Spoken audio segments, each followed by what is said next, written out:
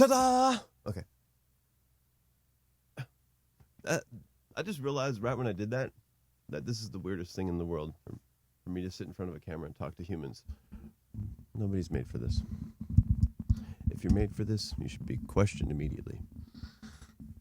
Hi. All right. I'm completely comfortable tonight. Friday, I heard in the corporate world was... Oh, shit, hold on. Hello? Okay, cool. I heard in the corporate world was like relaxed day, so relaxing. It's Friday, and if you work Monday through Friday, work a day job, then fuck yeah. If you don't, then whatever. Doesn't matter. So, hello, everyone-y. I'm still a little bit frazzled because I've been busting my ass trying to get shit together. Primarily writing notes. I have a bunch of things that are coming together that are going to be very helpful once they culminate into this system. For example, I don't have a blue inkjet cartridge in my printer, so I have to hand write my notes. It's horrible. So there's like very basic things like that, but there's more complex things too that I want to address, like music.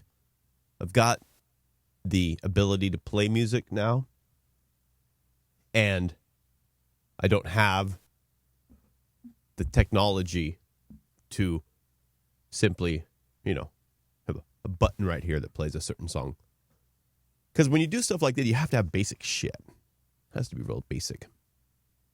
Because I can't even really, when I'm talking, everything pretty much disappears. I mean, really, everything. You know how when you talk, the real you comes out and it starts talking. And I don't know when the observing you looks at it as it's talking, but right now, the real me is talking to you. The observant me, once in a while, checks in. I wonder if the plug's plugged in. Man. I got to go look at the iPad real quick because Thomas isn't here, so I have to look to see if the plug's plugged in for the audio. Hold on 1 second.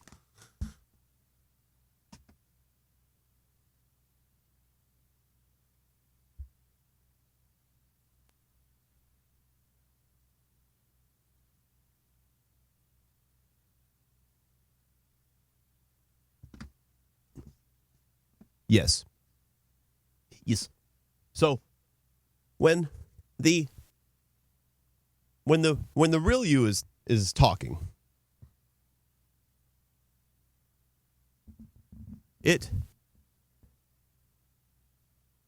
I don't want to say subconscious. That's a loaded term. Its stream of delivery is so fast and so, like, when I say and so fast and so, I didn't choose any of those words. I'm watching those words happen in front of me as a spectator. And so, we've got millisecond discrepancies here. But as the words are coming out of my mouth, oh God, I am so unkept. The real me is saying things, unfiltered things, straight out of my head to you. And I look at them once in a while as I'm saying them to make sure they're okay, I guess, or maybe just to simply enjoy them. So that is that's how language works. Anyway, next. Man, that's a big ass subject. There are the brick subjects of life. The subjects of the subjects of, I don't want to talk about it right now.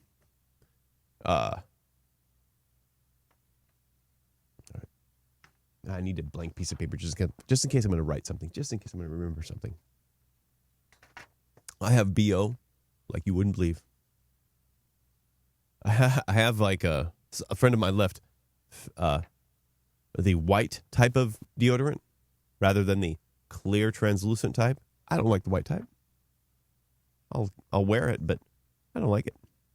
So I have to go to the store and I keep on forgetting. Okay. So these are old. I just want to make sure I'm looking at this properly. Old notes, new notes. All right. So today, even though he isn't here, and we don't know if he's going to show up. Well, we do know, because Thomas is, amongst all things, reliable. Now, that comes with such a large grain of salt that you can hold it in both hands. Actually, it would take two hands to hold this grain of salt. But it is a grain of salt that rests within a thought that is real. Thomas is reliable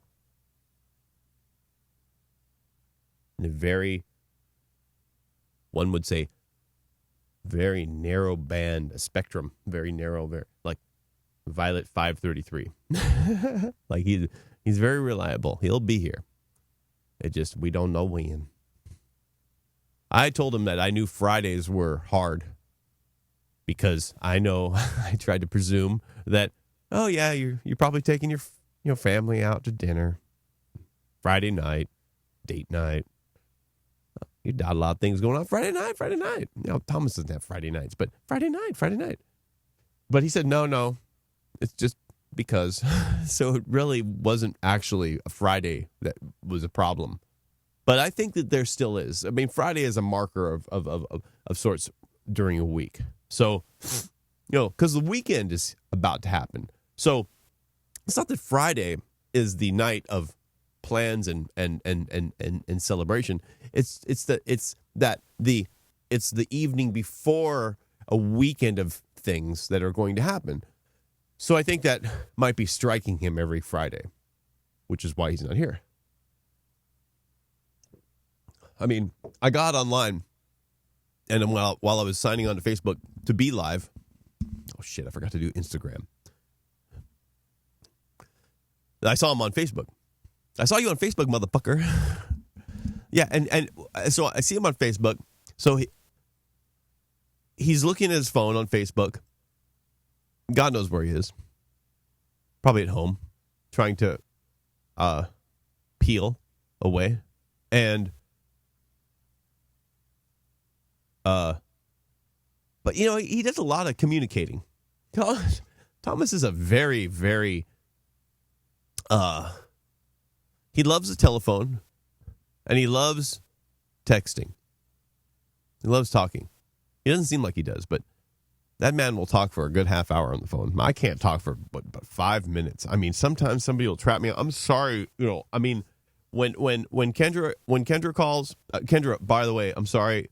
You called today, and I had to not answer because when Kendra calls, it's 45 minutes to an hour subtracted from you. And so, what are you going to do with that? I mean, it's very hard to. I tried to tell her. I said, Kendra, please, sweetheart, you need to call. First off, I don't know if I'm properly oriented. I might be very low. I don't know. Let me lower this a little bit.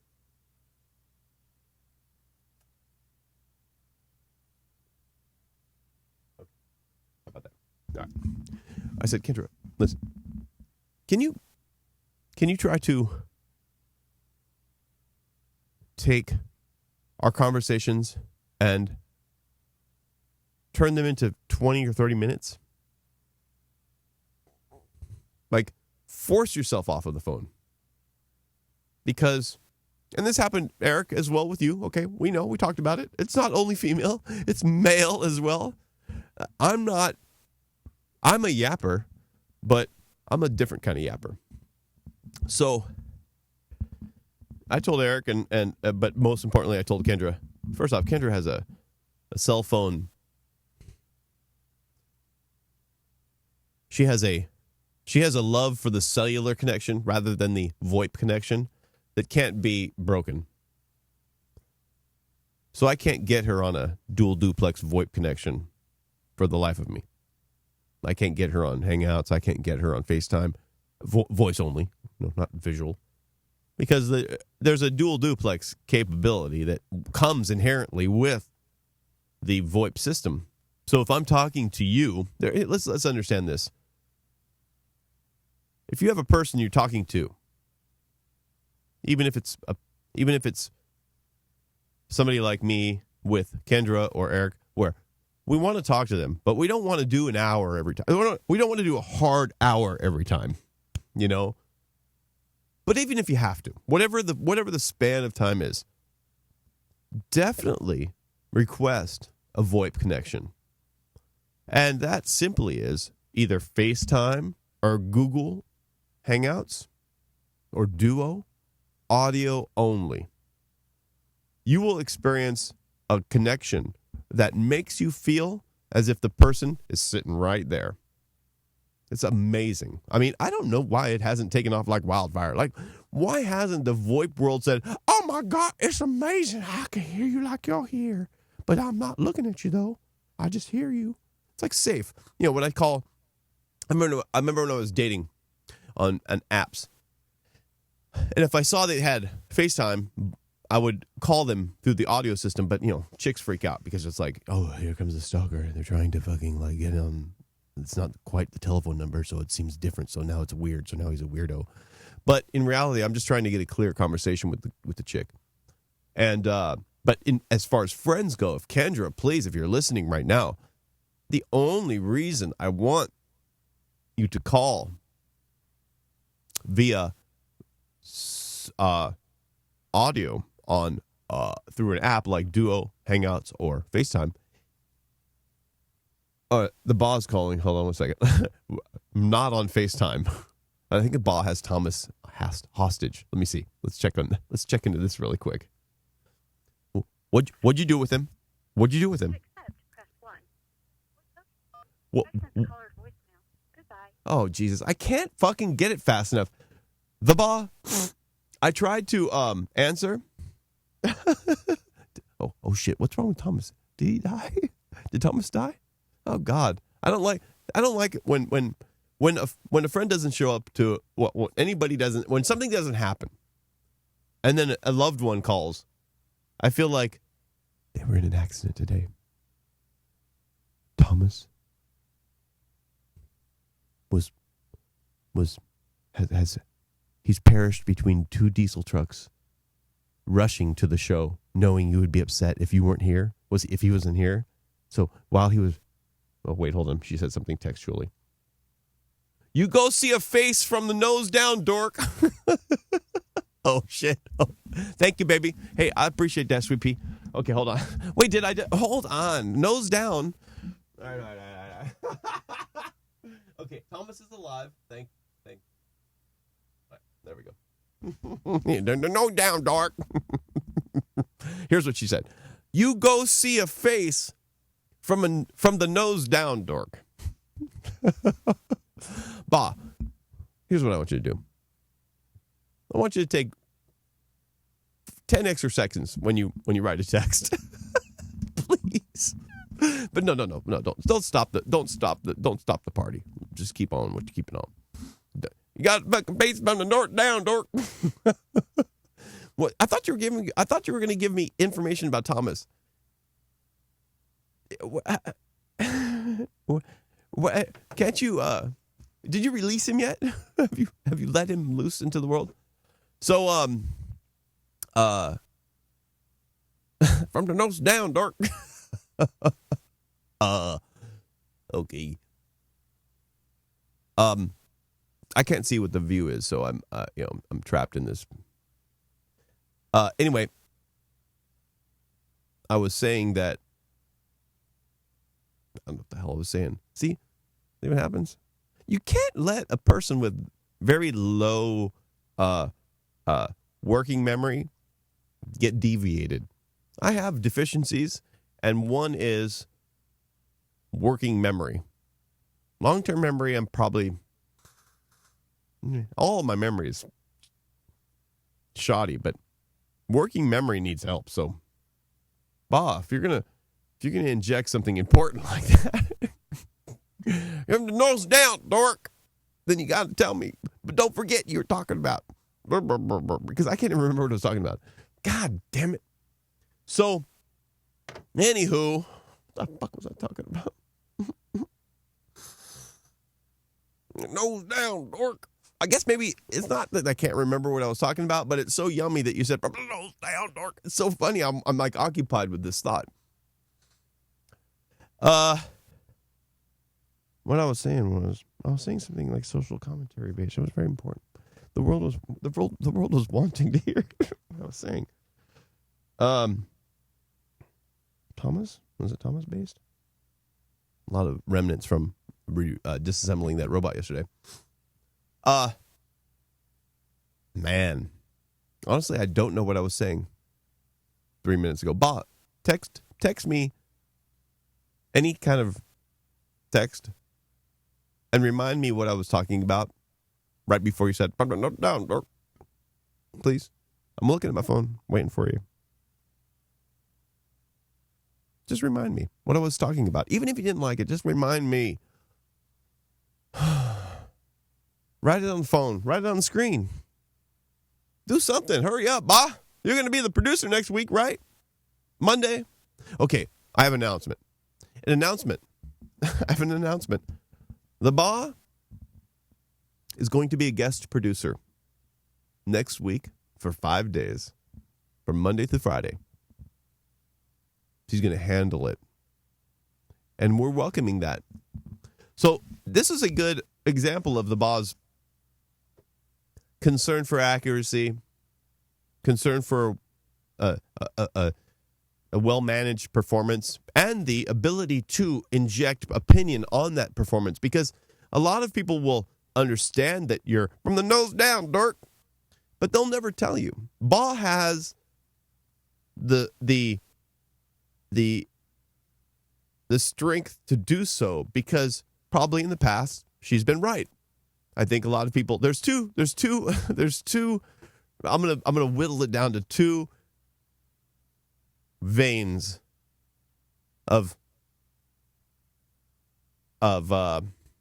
confidence. There's two veins of confidence. One, you've said so many things right in your life that you finally have said, okay, well, I guess I'm pretty good at being right.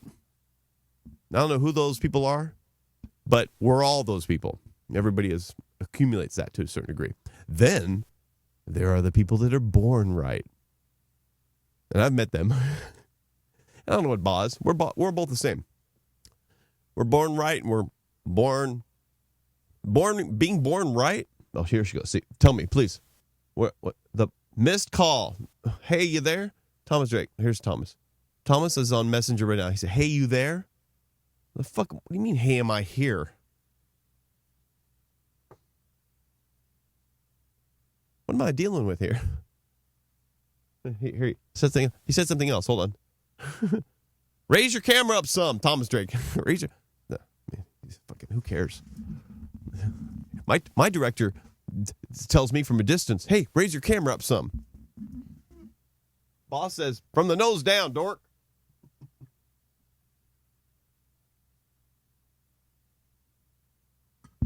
I've got two people armchairing my direction. I'll just lower my body. What the fuck? I don't know what the fuck is going on. I can't see anything. Anyway, they're telling me about things I don't give a fuck about. All I care about is what I was talking about. Thomas, can you please tell me what the fuck I was talking about 5 minutes ago before from the nose down, dork, occurred? I'm looking at my phone, waiting for my information. Oh, here, the boss calling. She's going to tell me. Finally, I'll catch this in time. The boss. Hello? Hello? Hold on. Hello? Hello? Hello? Hello? Oh, finally! Jesus fucking Christ. You know what? I feel like you hang up on me. Right. Listen. Listen. Pipe down. I know you have a lot of bent up stuff. I need to know what I was talking about 5 minutes ago before you said, from the nose down, dork. Yeah, I can only see your stupid mouth from the nose down. Okay, but what was I saying right before that? Oh my God! And then you. Oh, you're so bad. You know what? I've never heard of Mexican Valley Girl. The Mexican Valley. You can only see it from the mouth down. Oh my God! Fix the stupid camera. I've never. If you would release Thomas from your clutches. Thomas is with his son who broke his hand today. Again? Listen, there's something about evolution that. At the emergency room with his son. Why? His hand. Everybody breaks their hand once in a while. It doesn't matter. Why did I know? I don't know this. Well, he should have told you. He's got a responsibility. You being the only son will not know that. Who? Only son? I mean, only child. Yes. I don't. Well, no. Being childless, actually. Don't have that responsibility. Well, me being childless, really, honestly. But okay, me being selfish in my I'm such a selfish person. I'm an only child and I don't have children. That's double selfish. Yeah, that's double selfish. Right. So grow the fuck up. No, I don't have to grow up. No. Just because I'm not automatically a bad person because I was an only child, which I had no choice about being, and then I didn't have children. I'm not bad. I'm just saying, okay, he has responsibility. Okay, who broke it? Dylan?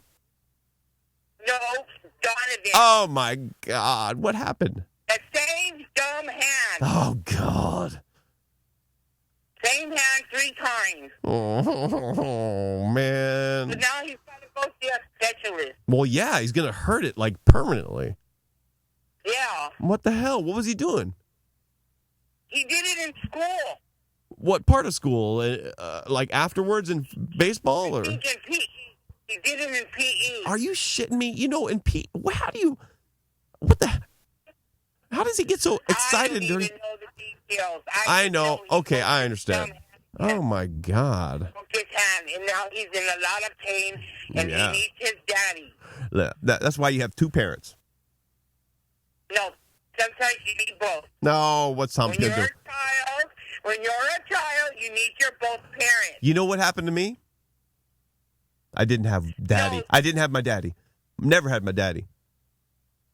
Oh, pobrecito. Stupid. Hey, listen, God, but wait. I didn't have a daddy. I was fine. Look at me.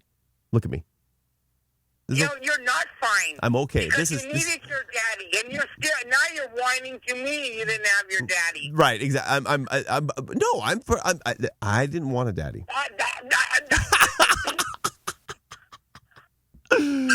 I don't want a daddy. Who wants a daddy? Except girls. Who's your daddy? Exactly. Thank you. That you're craving a daddy, and I don't even want a daddy. Nothing about a daddy I want. Daddy. I had 2 daddies. I was blessed with 2 daddies. Oh, you got so many. You are.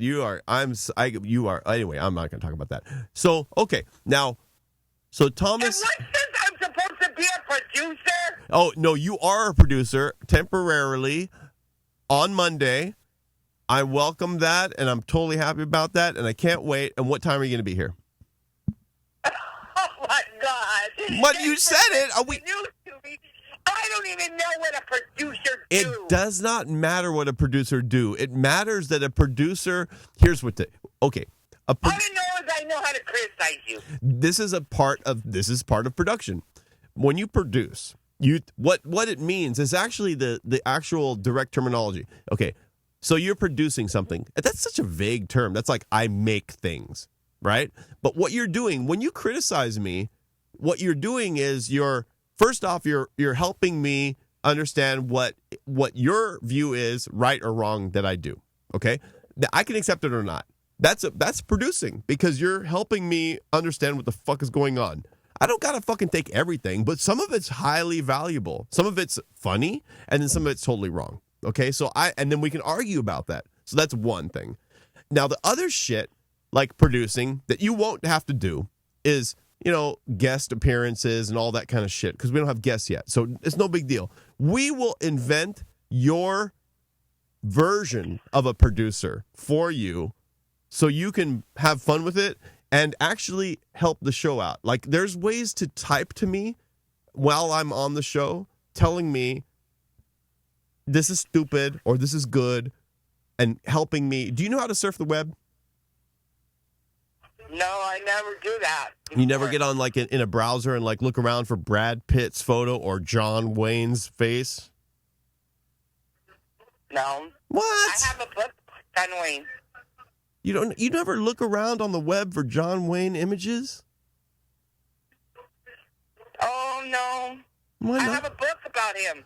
Well, yeah, but that's like there's more books out. There's a billion books out. Okay, maybe we're going to teach you a little bit about how to look for John Wayne images.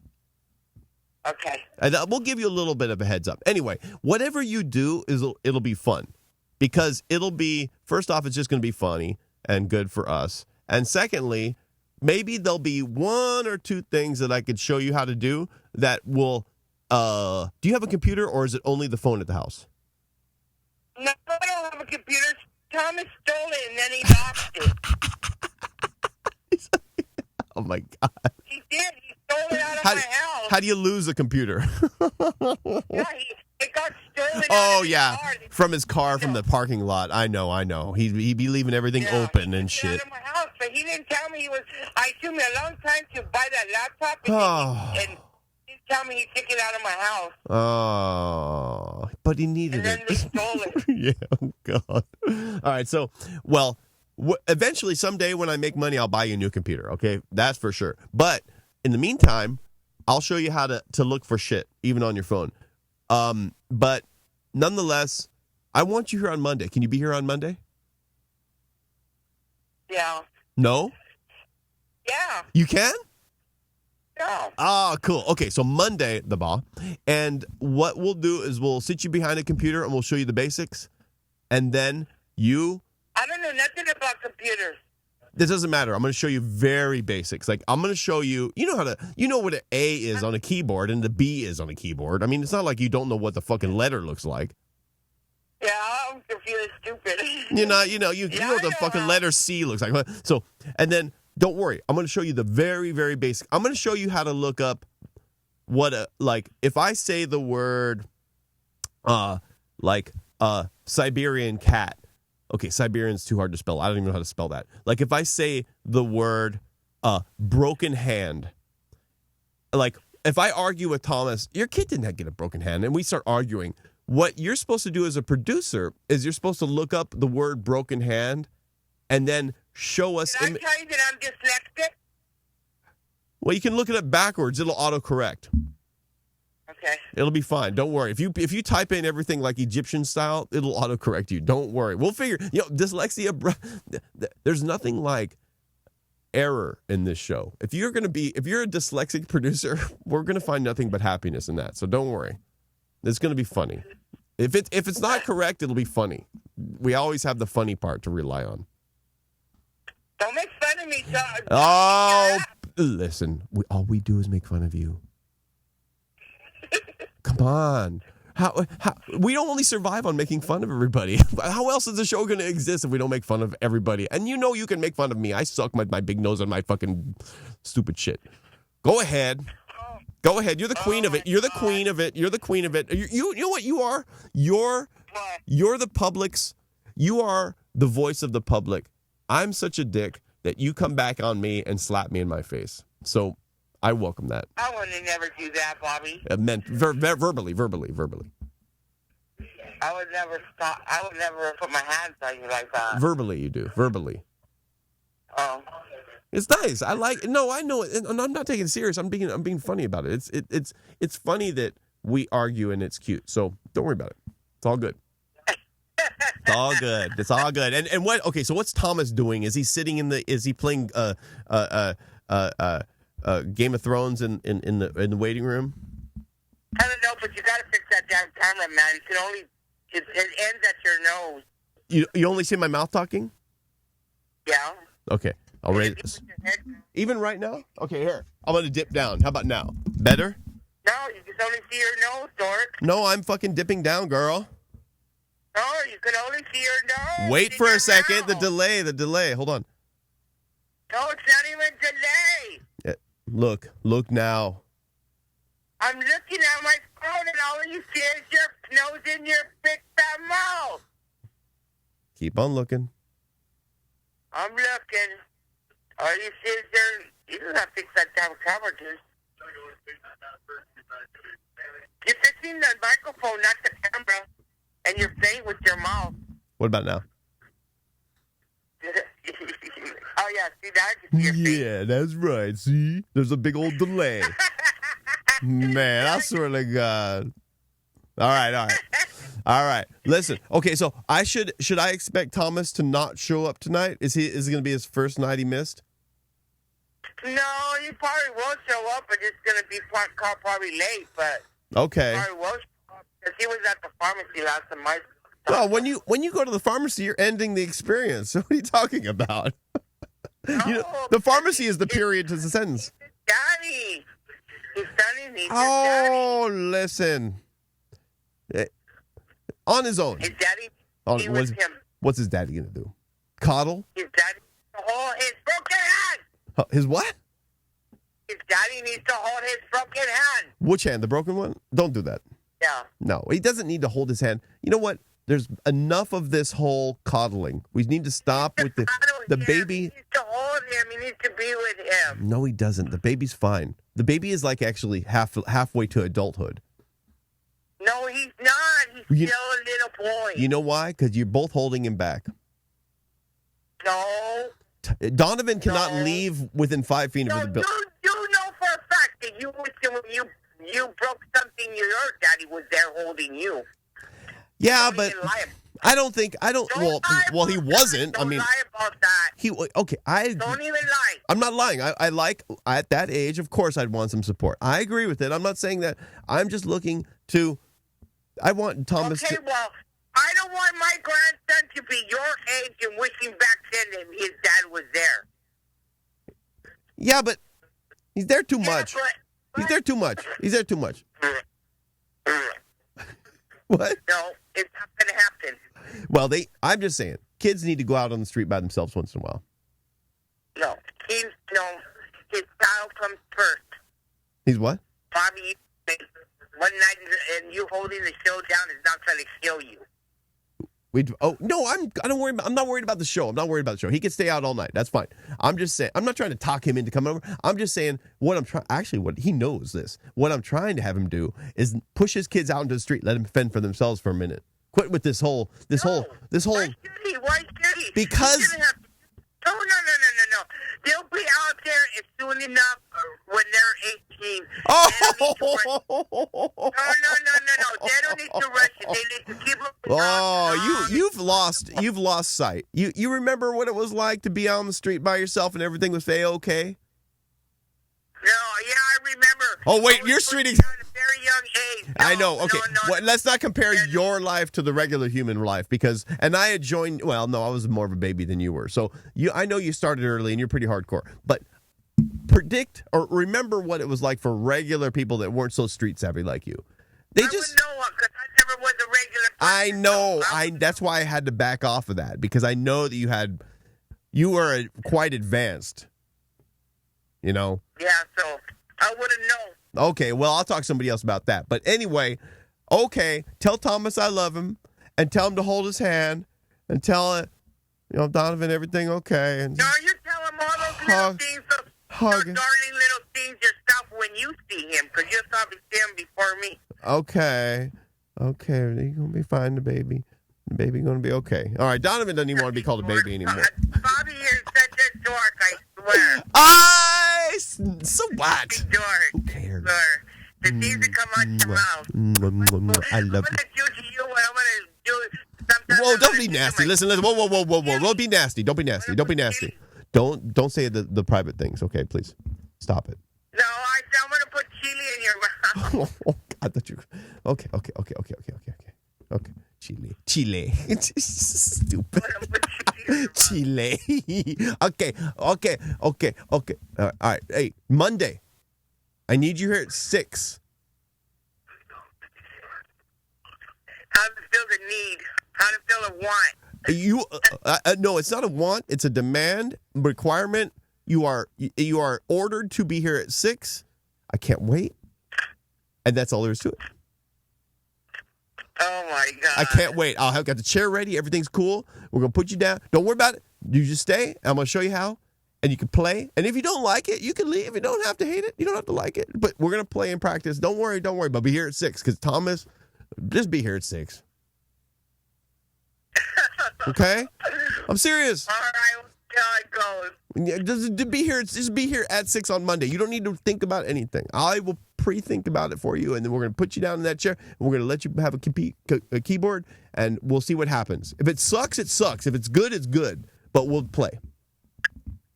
Okay. All right. Okay. Well, I'm going to see Thomas soon. I'll talk to you later. I'm going to see you at 6 o'clock Monday. All right. I know you're accurate. Okay, baby. I'll talk to you then. Bye. Thomas sent some photos. I don't got the fucking time for that. All right. So, Thomas's oldest kid, broke his hand again. So, that means that Thomas has to take care of Donovan, which we all know what that means. That means Thomas in the waiting room with oh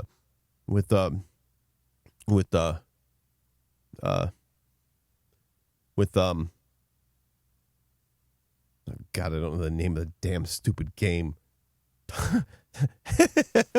Thomas in the waiting room with World of Warcraft. I don't know the name. Fucking goddamn. Battle of Thrones. Hey, listen, motherfucker. All right, this is what we got to do. Thomas Drake, when you get here tonight, don't worry about getting here for the show. I'll do the show myself.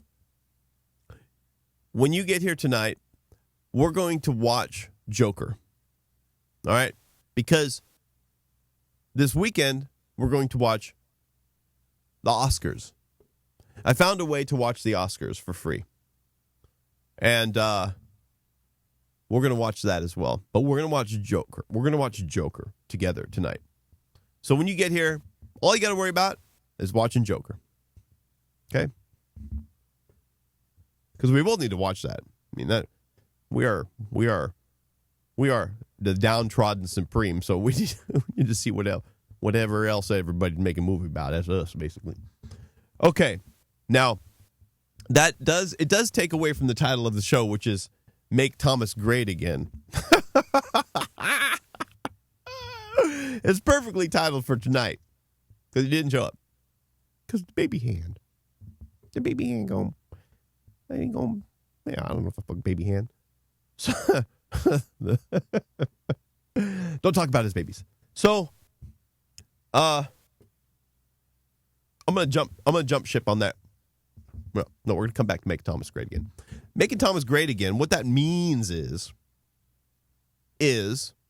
that we're going to make his area good. That consists of lighting, microphone placement, which I've already done last night, but we're going to improve that a little bit more, but general initial microphone placement.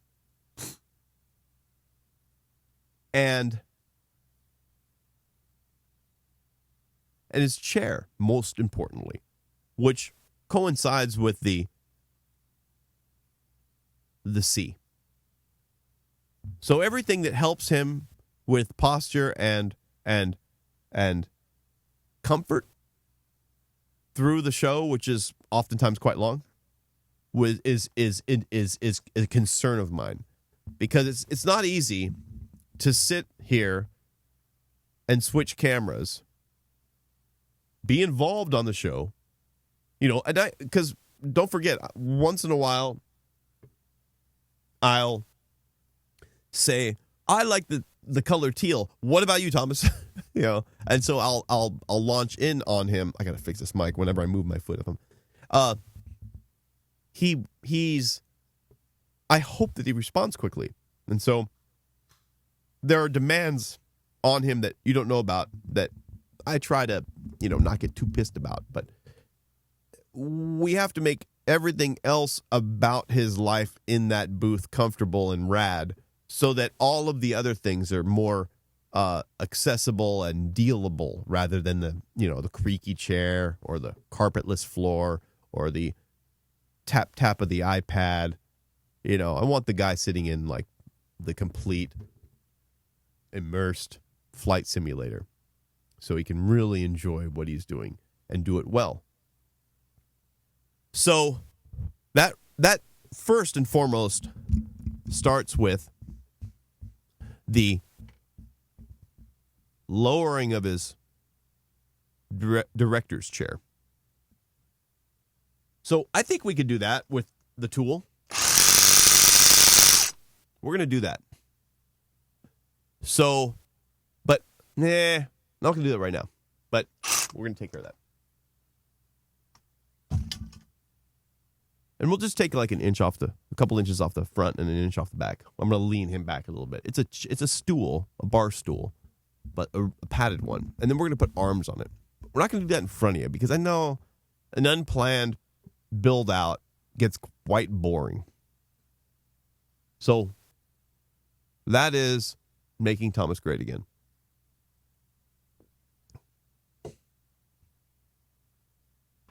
There's another thing I wanted to do that requires me to go upstairs. Now, I can go upstairs and do this. Upstairs means entering Ron's domain, the assistant director of the show. Now, if I go upstairs to enter Ron's domain, I hear voices. Ron? Was that you? Ron's domain. Ron. That was him. I think he's at the floor of his... Okay. He's at the floor of his place, talking to me through the floor. Wait, hold on. Ron? Hello? You know what? I think he listens for his name while we're doing the show. Ron's domain. Maybe it's me. Okay. So, we need to go up there. I'm going to whisper so he doesn't know. We're going to go up there and get one of the rats, because I know he didn't clean up the rats. They're just sitting there, rigor-mortised. And we're going to dissect one of them. Now, I don't have a scalpel, and you really need a scalpel when you dissect, because tissue is tough. Scalpels, I mean, I can't believe when I handle the scalpel for the first time, it makes an X-Acto blade look like a butter knife. Those things are brilliantly sharp. I don't have a scalpel. So, we are going to get a rat. We are going to dissect it. And we aren't going to use a scalpel. And I hope to do that this evening. But that's lowbrow. We don't need to do that right now. I'm just trying to carry over the rat thing. So, in the interim, as I readjust myself, let's see here. Well, I was watching a podcast, Bret Weinstein. I like Bret. Bret's my favorite. Eric's fine. He's okay. Eric's much more vocal in the world of the dark web. But Bret's my favorite. Bret Weinstein, let me tell you, this man, he challenges Sam Harris in being, the perfect, not interlocutor as far as a battle goes, but the perfect complement to my direction. And so Sam Harris is definitely I wouldn't look at Sam Harris as a compliment to my direction. I don't think. Because he already embodies a lot of things that I do, or I already embody a lot of things he does, probably half of which I stole. But he's a funnel of a pipe of straight shooting science and logic. And so, and in which humor exists. So there's rad, hard hitting vocabulary attached to striking humor. So he's a joy. He seems like a dry person to listen to, but when you get it, you got it, and you're good. So don't worry. If you don't get it, you can listen, you'll get it. But Bret Weinstein, not Eric, Bret. I'll talk about Eric Weinstein in a second because he's the subject of the topic at hand. But he's a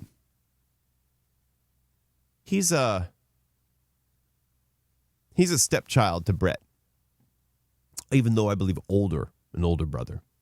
You know, obviously got a smart family, but Bret was a person who was, he was a person that was manhandled by the left in a way that became public and was violent and spectacular. So the wokeness world got him and choked his ass out for a second. But he handled it while he was getting choked. He didn't die. He didn't pass out. But they grabbed his ass and they fucked with him. And when they did that, it made him famous.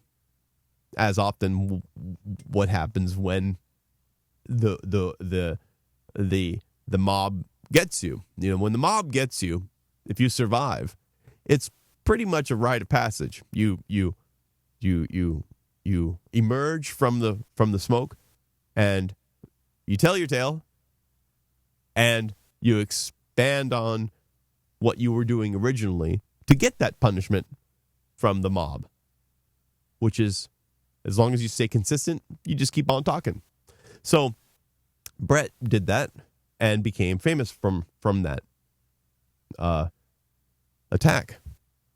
And so as I learned about him, Bret Weinstein, through Sam Harris, he's an evolutionary biologist, which just, I guess you would think of an evolutionary biologist as the pinnacle of biology.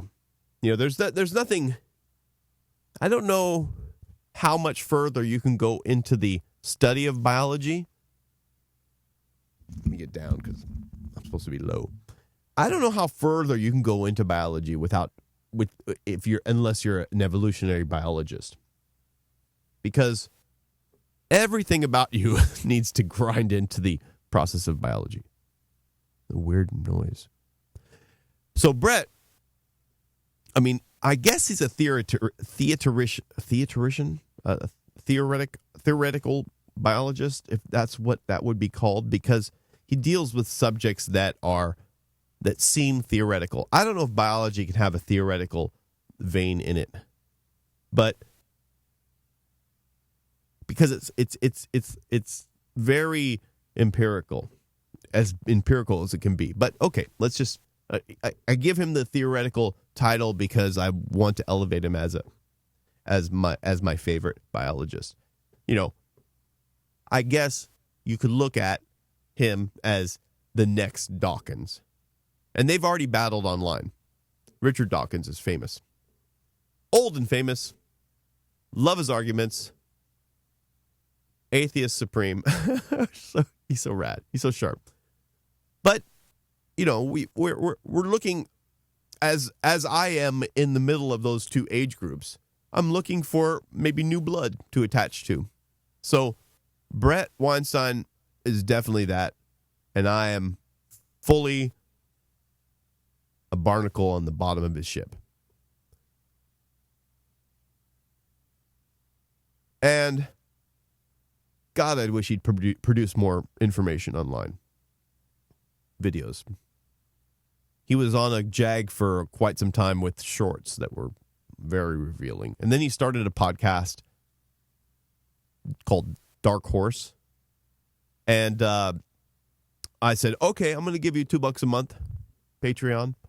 And I still do. You know, I support Sam Harris and Bret Weinstein with $2 a month. It's like the least you can give them when you select in Patreon.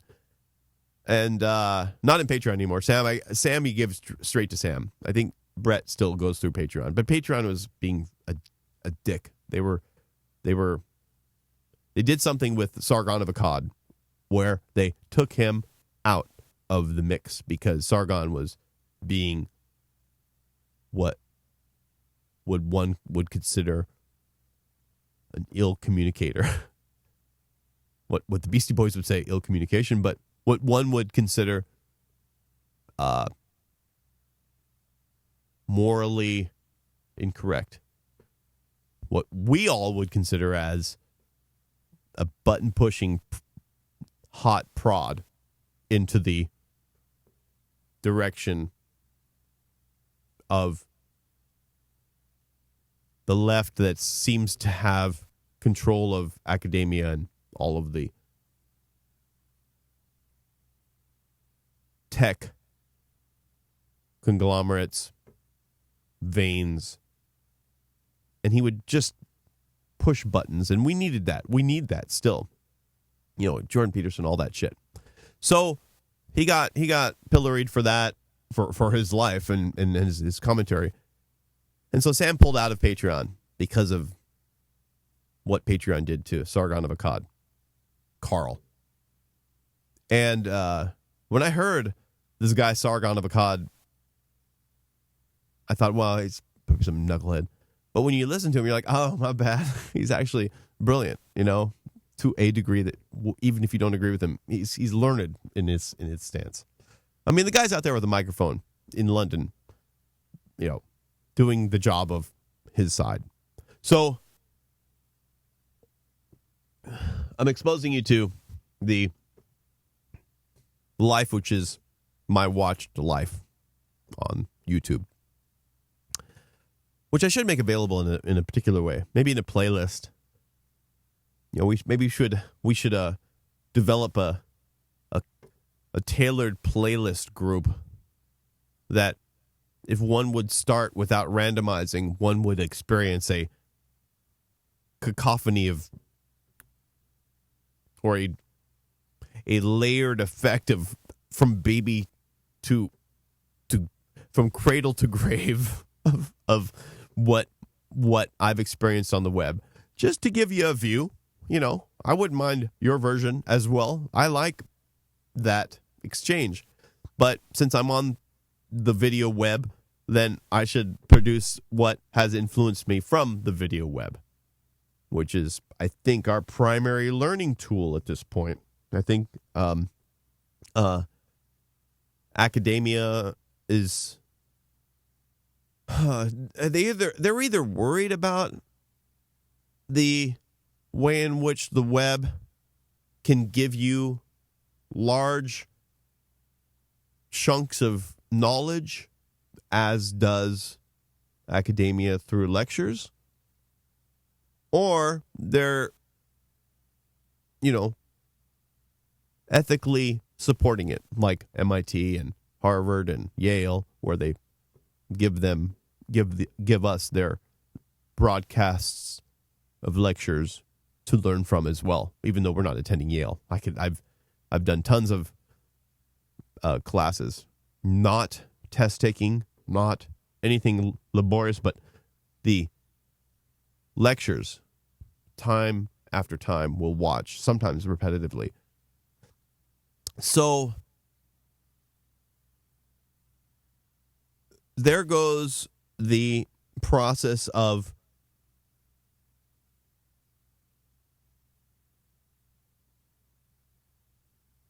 oh man, I deviated. Eric Weinstein. Bret Weinstein took us on a jag. And Thomas Drake, you can slam me with a pillow. Because as I went into Eric Weinstein, I was supposed to talk about somebody particular. Because but I brought myself back, luckily, because I glanced over at my fucking notes. Bitch.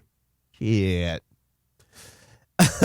So, and Thomas and I we've been talking about figuring out ways to keep us on track. Now, Eric Weinstein had a podcast today. I listen to his podcast every time he comes out with a new one. If Bret would do that as well, I would be so happy. Okay, let me talk about Bret again real quick. I'm going to take a sidebar back to Bret. I want to fuck Bret, basically. You know, I want Bret here. And I want him to know that me and him, he and I, you and he, me and him, Bret and I need to turn into one solid unit. Like, we need to catalyze. Because what he's missing, I's got. And I can't wait to see if it actually turns solid. Because when you look at resin and everything, that when you catalyze something, or when you put two things together that turn into, that react to each other, I want to see if it works. And I believe it will. Because my view of the world through my non-academic yet narrow state of view regarding futurism, science, and all of the things I talk about on the periphery gel perfectly with where he's going and what he needs. So that you see the scattered thought there that isn't formed and not well said. That is what needs to be worked on. I need to crystallize that in a way that delivers to his hard-worked ass the perfect fit. And so that to be due. But to be done right now is Eric. So Eric had a podcast I watched today. And he had a couple people on, and I don't know how to pronounce this woman's name, but Anna? Okay. Let me see the name of their podcast first. The Red Scare. It's for girls and gays. But guys, I mean, I could like it. I definitely like one of them that I watched. The Red Scare. A podcast. The Red Scare. Anna Kachachanyan. Okay. Anna. A-N-N-A. Last name. Khachiyan.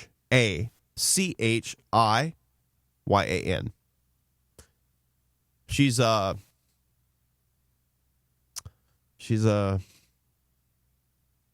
Kim K. Just think Kim K.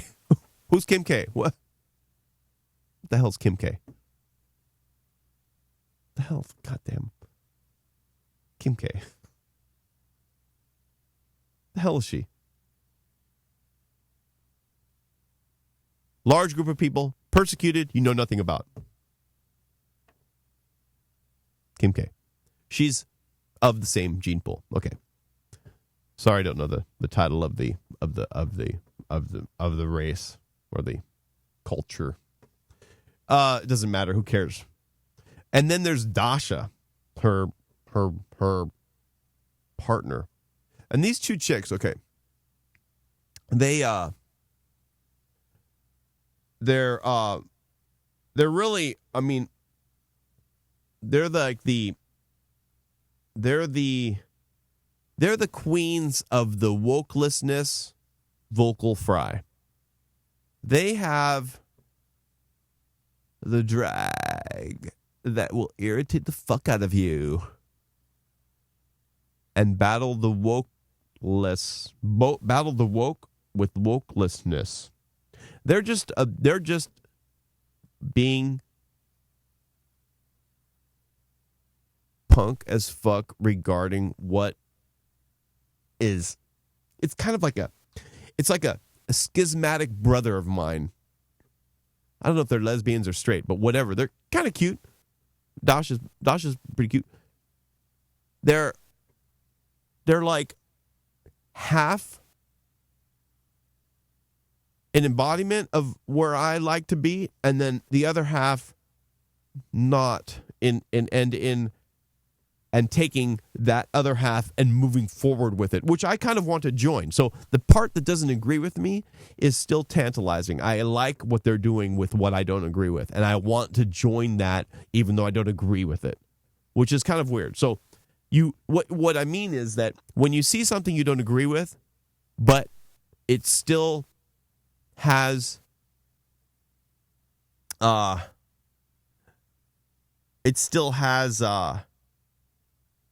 it doesn't repulse you, and it actually has, sparklings of attractive qualities about it, then you should just like remain open and want some of that further.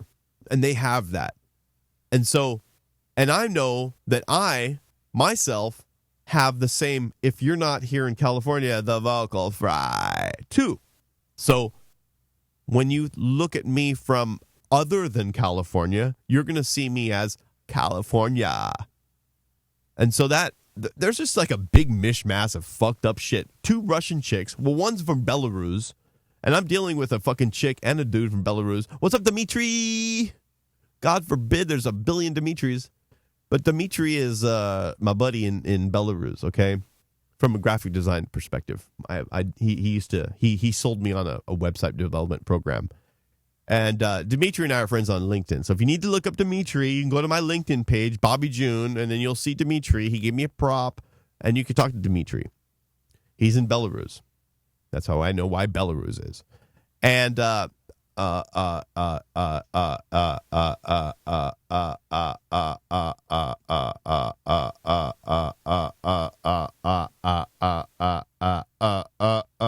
Anna is from Russia, but she's,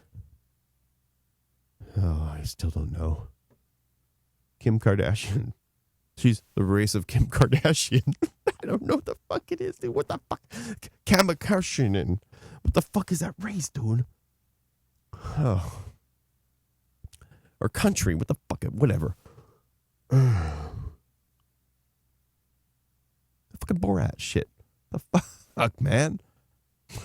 Starts with a K. God forbid. The hell is that? Goddamn country. Casparian Sea. No.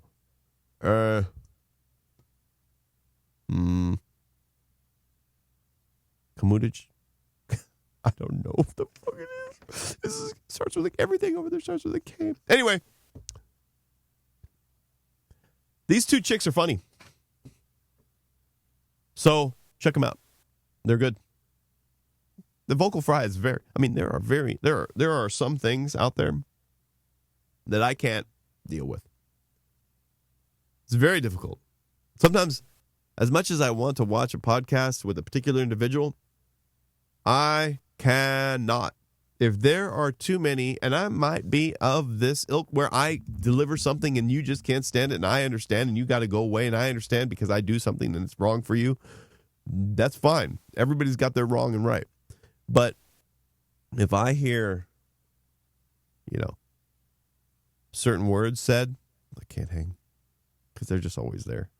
So these 2 chicks are rad. Check them out. Anna and Dasha. If you look up Dasha on YouTube, you'll find it. If you look up Dasha and Anna, you're good. And look for their, pardon me, the Red Scare. I couldn't find it actually, but I don't know if they're lesbian or not. I don't think they are. They were talking, they talked that confusing smack, kind of like somebody you might know. And so they play. They're very playful. And I like that. That's fun as fuck. I like that confusing shit, though. You know what I'm saying? I like to fuck with the world. A long time ago, I told a friend, I wanted a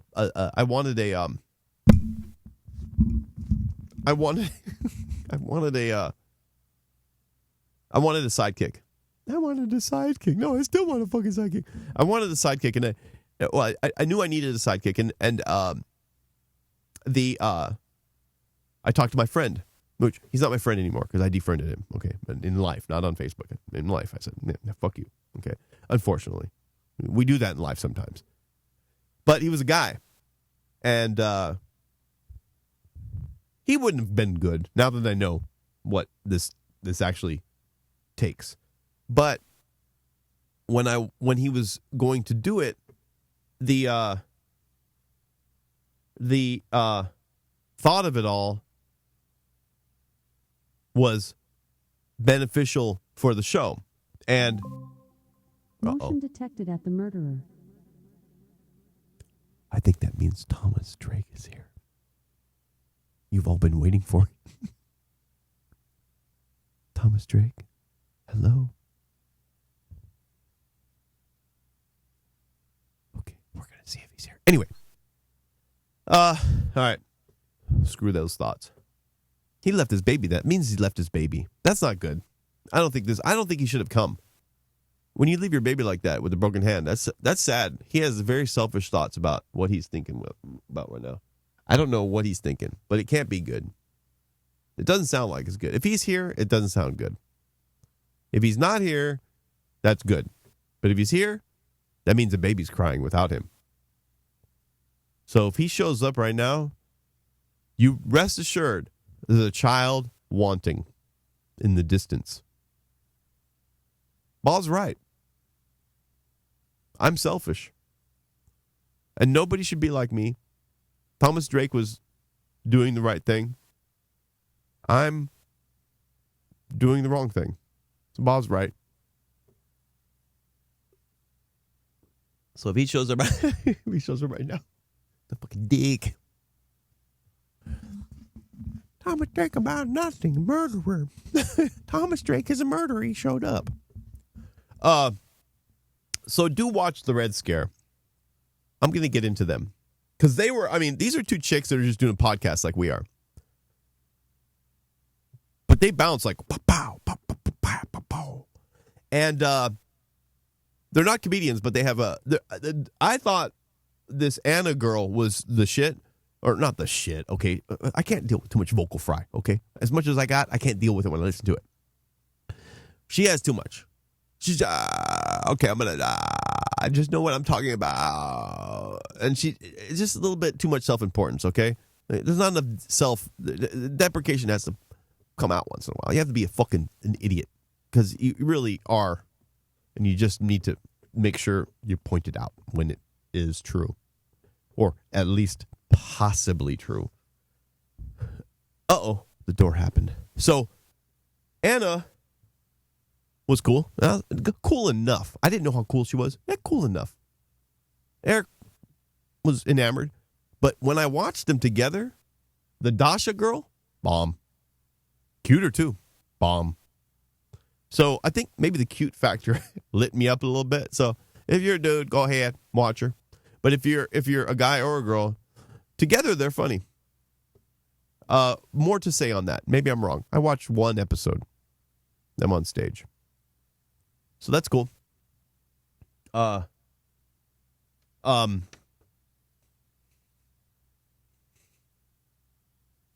Belarus. Poor Russia. Poor Russia. I mean, imagine. Imagine if the U.S. lost. And imagine if Russia, didn't really come over here and smear it in our face. But if Russia won, let's just put it this way. Imagine Russia. Imagine the Cold War. Russia wins for some reason, and the U.S. doesn't win. Aside from all the details, we're sitting here completely broken. Aside from the internal shattering that was already happening, that was the essence of Russia's failure.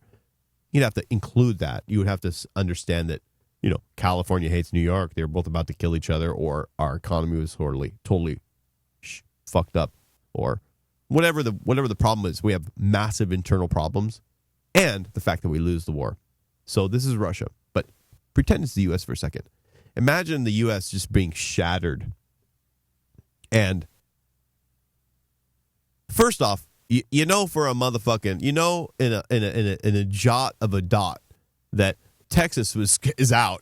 Texas is bye-bye, finally, bye-bye, motherfuckers. Whether we're weak or strong, whether they're lame or not, they are out. I mean, that's the first thing. That's like, I would say, you can look at Texas as the Ukraine.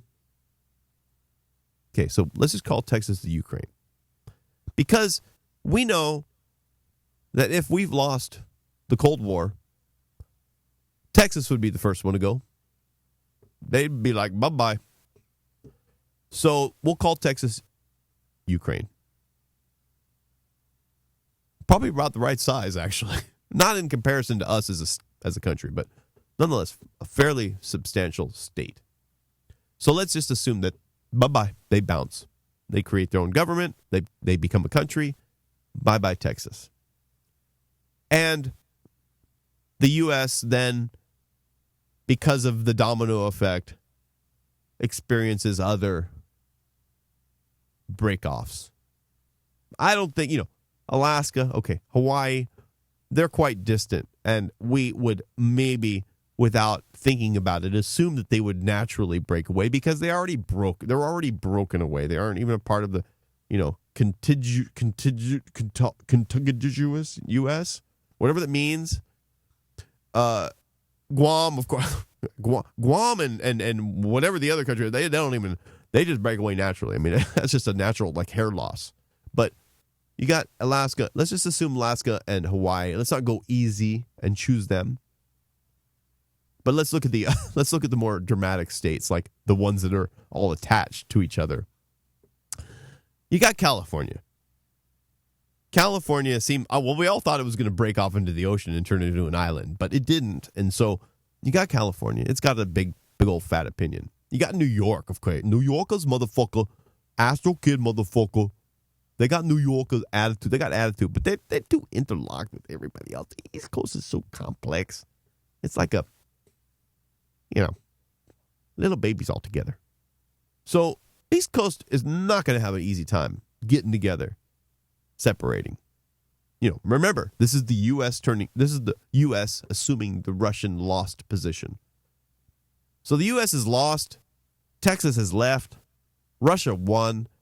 Russia's not flying over here and bombing us. They just won, and they're just looking at us going, what now, motherfucker? Like we did on them. And they're wanting to trade with us. Okay, whatever. Okay. And we got to assume we have to assume the corruption. So who's next? Okay, you got that sharp divide of the North and South. So you can assume that maybe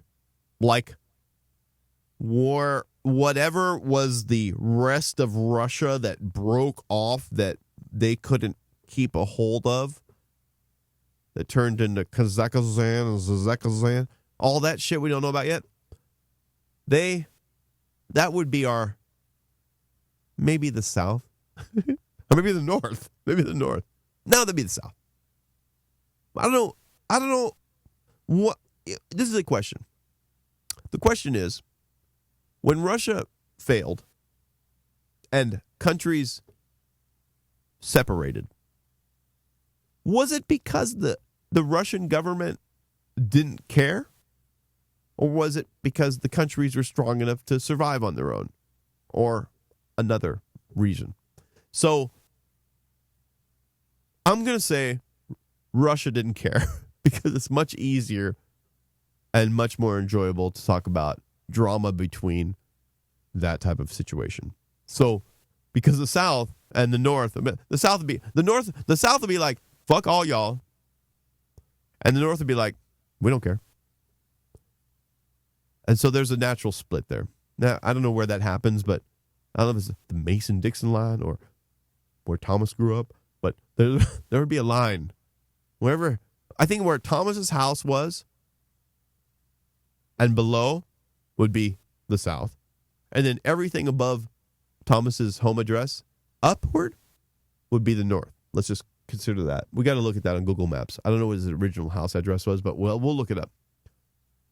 His house address, northward, would be Russia, which would be, we would call the U.S., the surviving U.S., which is the surviving Russia. The USSR became Russia, survived.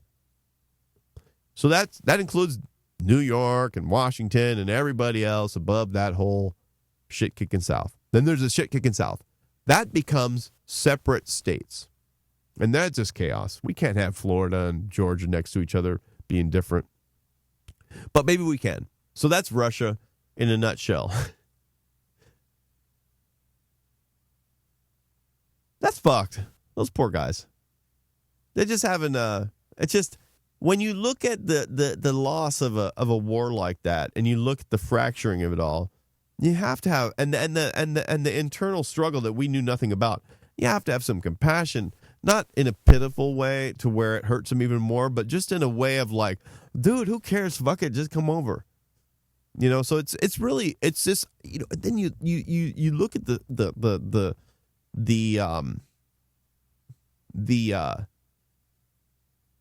battle between both countries, and the fact that we share spaceships, as just inevitably enamored with each other's capabilities. We need to get to the point to where, okay, Putin, he's in place because the pride was hurt. So, well done, Russia. You did good by hiring Putin to maintain the power you deserve. Because Russia does deserve the lasting strength that it has amassed and revealed to everybody through science and through capabilities, through everything that it's done. Even, I mean, probably even more impressive than us to a degree, not to be a communist or anything, but to battle us in nuclear warhead count and bread lines at the same time, that's motherfucking strong. Wrong placed, ill conceived, but still strong. So there's a brotherhood there that I think we should get down with. And it's kind of like a bunch of ex-presidents getting together that used to fight. You know, we all know what the fuck was up. We both were warring partners. It's like two people fighting. Usually, you know, sometimes you hug afterwards. You become bonded after the fist fight. So we should be like that with Russia, honestly, because there's an immediate understanding of what we all went through. And that's beautiful. I know it's too complex. The fact of the volume of people, the distance between us regarding the Atlantic Ocean, the European localization regarding Russia, it's just too gnarly. But we can, as a group of people, without politics involved, we can guide the appreciation of Russian balance, or hope to have balance. We can understand that and promote it in the U.S. Like when I hear these two chicks talk and all the struggles of the Russian struggle, it's just killer. But I don't want them to dive too deep into the loss of the war. You know, it's not worth it. The Russian mentality is far more valuable than the loss of a fucking war. I mean, that's like, the loss of a war is so, it's so dependent on the entire world. Though a war that large is dependent on the entire world and their fuck ups, that it's not worth counting. It's more valuable to understand the people and to go, you guys are motherfucking rad. And to get with that. And so the politicians won't be able to do it because the politics of the world won't allow them, especially at this early stage, to be able to equalize without barriers in the way. Politics in general. So we could, I don't know, adopt the Russian. That's too submissive. They can't. We'd have to, if we did that, they'd have to adopt a American as well. So you can't do that. Be like, I got my Russian baby. Can't do that. Okay, because we have to come at them eye to eye. You know, because the dust has cleared. So, and believe me, we're still flying up on their spaceships, okay? Everybody's cool. You know, they got supersonic. Hello. Still pushing it.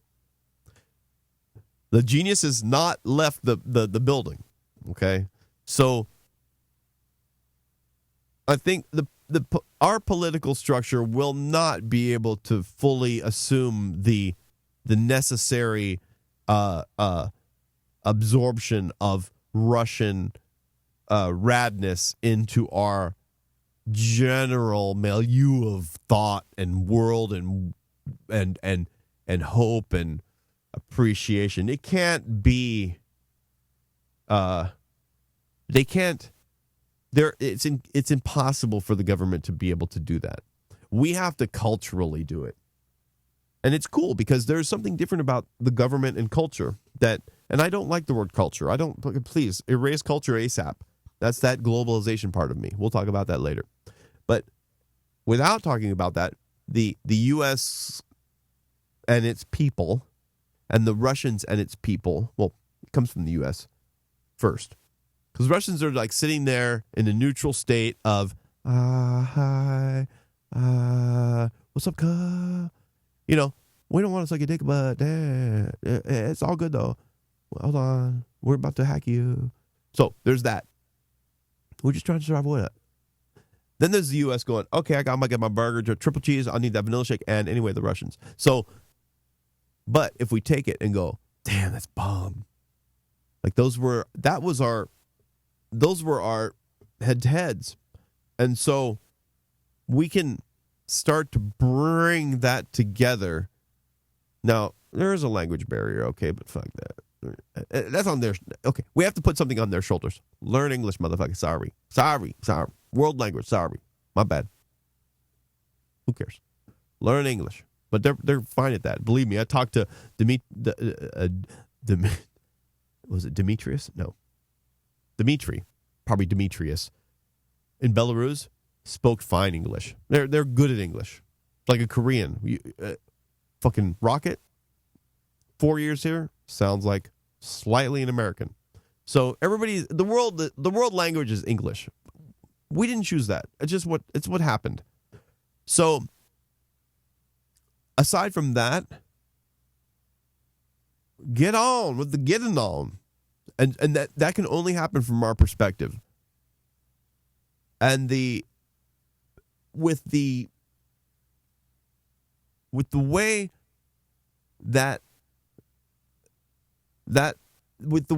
group of people are, the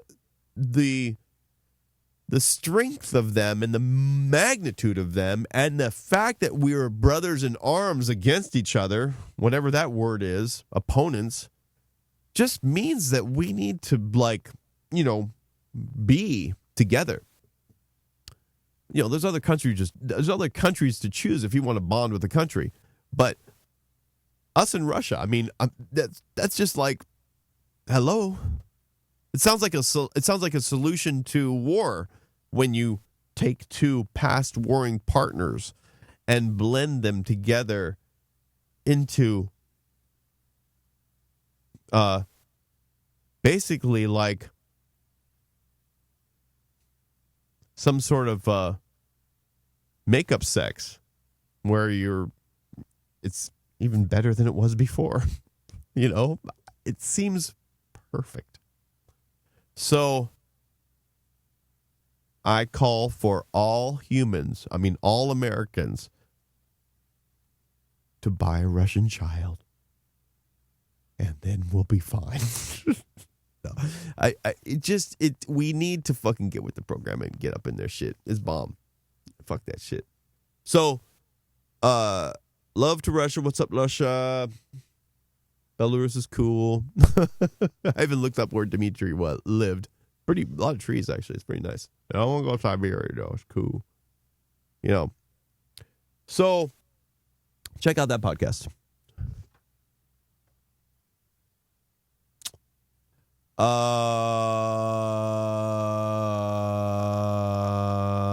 Make Thomas great again.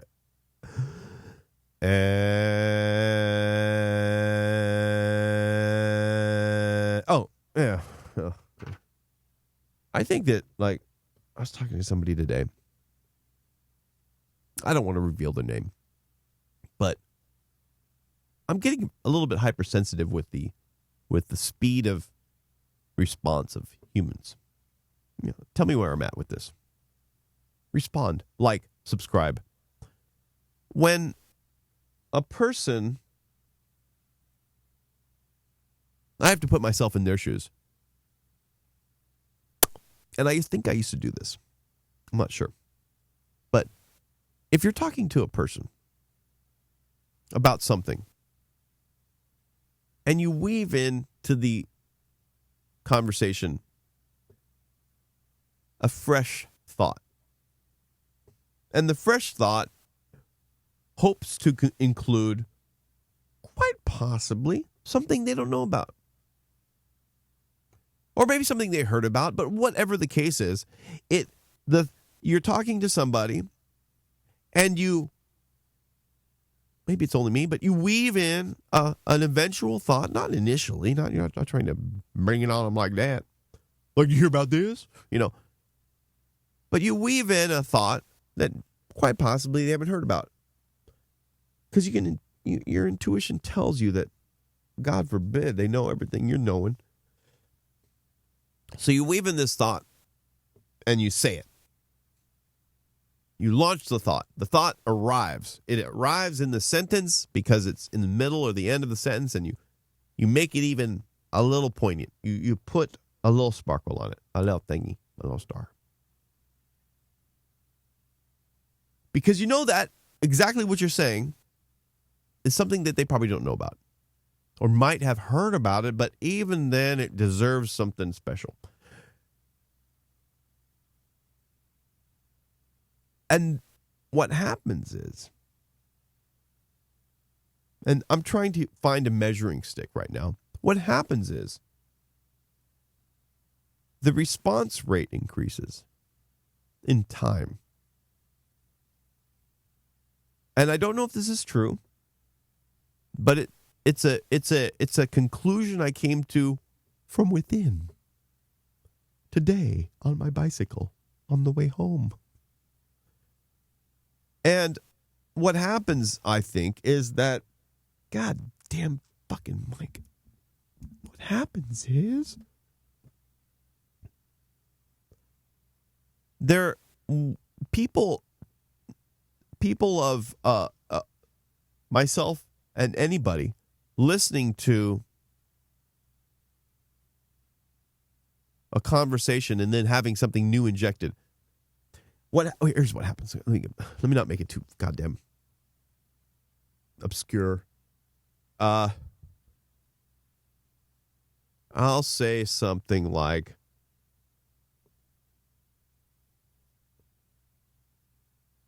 it'll be something that you've heard about. Maybe you freshly learned, and you'll say it like it's going to sound scientific. Okay, I'm sorry. Like the trailing edges of, I didn't even hear this. This is not real. The trailing, I'm looking at the TV, and I see the trailing edges of smoke oftentimes turn into a gaseous substance that particles. So I say something like, and I'm not trying to sound smart. This is the smart aspect. You can sound really actually good. Let me change it. You can say something stupid, or say something the way we normally talk, like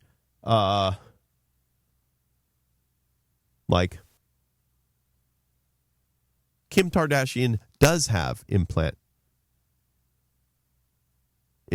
in her booty. Like, and if the person responds quickly to that implant booty comment, because I'm assuming she does. I mean, I saw photos. I don't know, man. I don't know. I mean, that ass is wow. Okay, and implants in the booty. I mean, that's got to be strange because you're sitting on it all the time. But fine, I'm okay with implants. I'm okay with body modifications. So, this would be, years ago, that if I were the revealer of this statement, nowadays it would be goes without saying, or it would be passé, or who cares. But back then, when implants of the booty were less known or completely unknown, because there were times, I still think that, how could that happen? Implant in the booty. Don't you sit on it, pop? So, if I say that, Kim Kardashian has implants in both of her butt cheeks. They're hot, huh? And if the person I'm telling that to responds too quickly, like, oh yeah, of course, I know that. Or not even like that. Yeah, yep.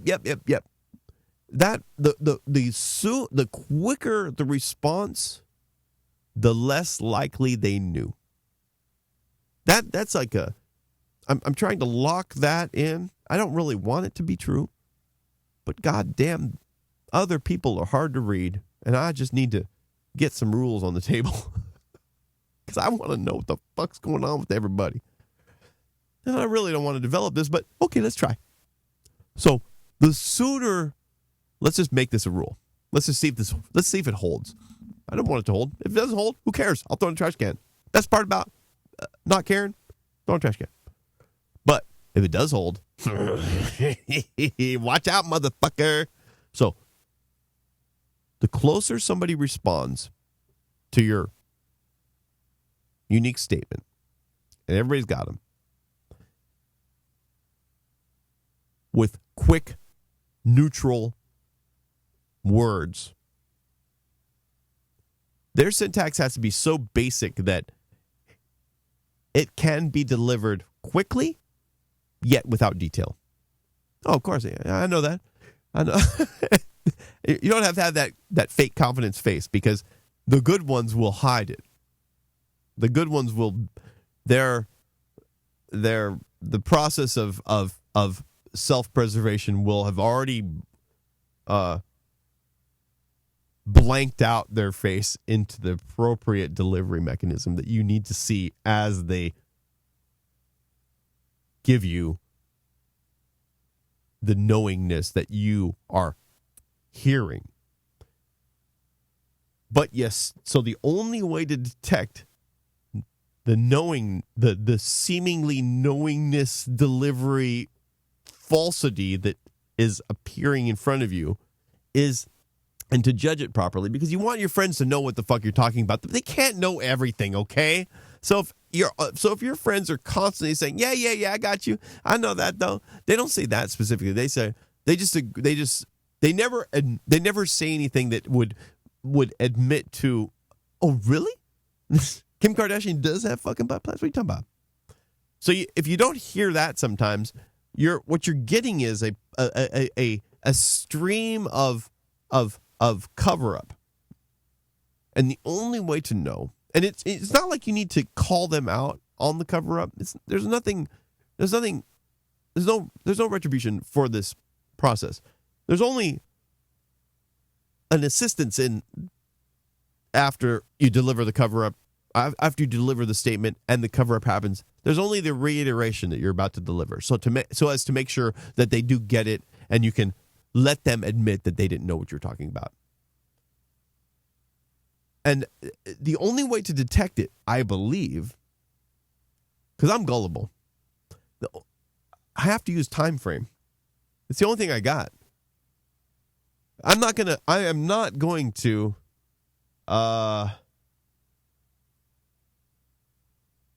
I'm not going to replace my gullibility with, which I can't do anyways, but let's see if I could. I'm not going to replace my gullibility and optimism with cynicism and pessimism. I couldn't do it anyways, but let's say that I could. I'm not going to do it. No, thank you. And so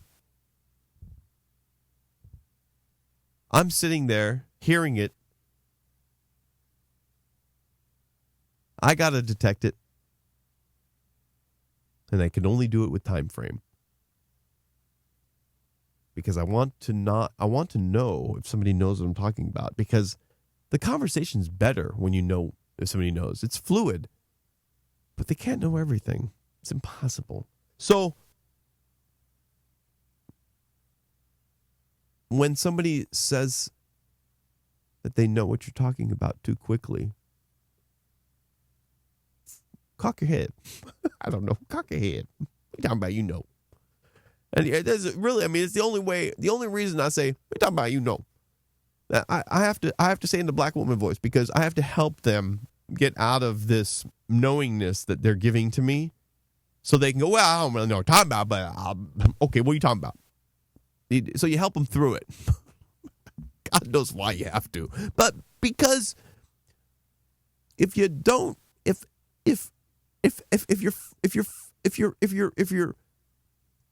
the individual that you're talking to doesn't know what you're talking about, but they say that they do, it doesn't matter if they're protecting themselves. Who cares? But what matters is that you go further into the subject with somebody as if they don't know what you're talking about, so you can explain to them what the fuck you're talking about. Otherwise, what happens is the delivery happens. They say, I know what you're talking about. Then the conversation continues without explanation, and they really never get the delivery properly. And so the knowledge quite possibly doesn't get delivered. And so I guess it's your responsibility as a person that experiences that to stop others in their track and help people get it, because goddamn, the information is more important than your goddamn vanity. So please give me a break. I'll be ASAP. I don't know what the fuck you're talking about right now. And it's endearing to the person saying that, because it's such a rad compliment to the, I don't know what the fuck you're talking about. And you don't need to know what the fuck they're talking about right now, but I'm going to tell you in a second what the fuck you're talking about. So help a motherfucker through, please. They're just sitting there trying to get it, and they don't know, but they know other things you don't know. So please, who cares? So that thing, that thing. Just know that let's just put the measuring stick on the table. It's like, I think Queens of the Stone Age has, and Thomas knows it. The Queens of the Stone Age has something, and I think it's an old trope, but the one who, when confronted, I guess in a group, if a person wronged confronts a group of people, 2, 3, 4, doesn't matter, and says, who the fuck stole my shit? The first person to speak is the first person to lie. And that works. That inner guilt mechanism makes that guilty party light up first. The defense, wherever the defense is, from the brainstem up, if it's in the cortex, that's fine, will make this person go, well, who did it then? I mean, I don't know.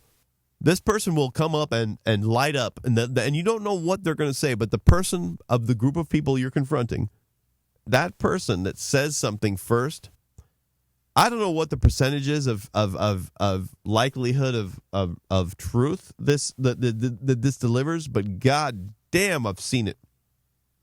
So check it out. Tell me what you think. Like, subscribe, rate. That's it. Fucking people.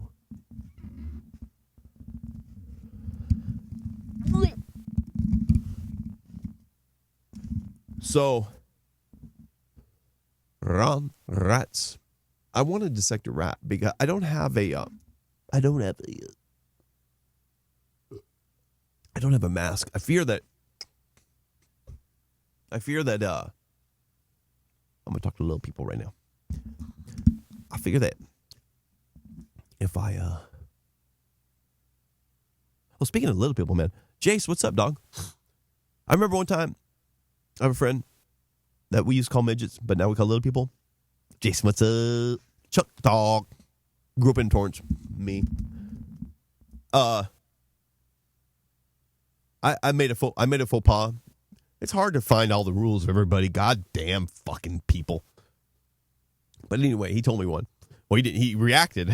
I remember after he became famous, he's a wee man. But Jason, I was at a party with him at a big gala.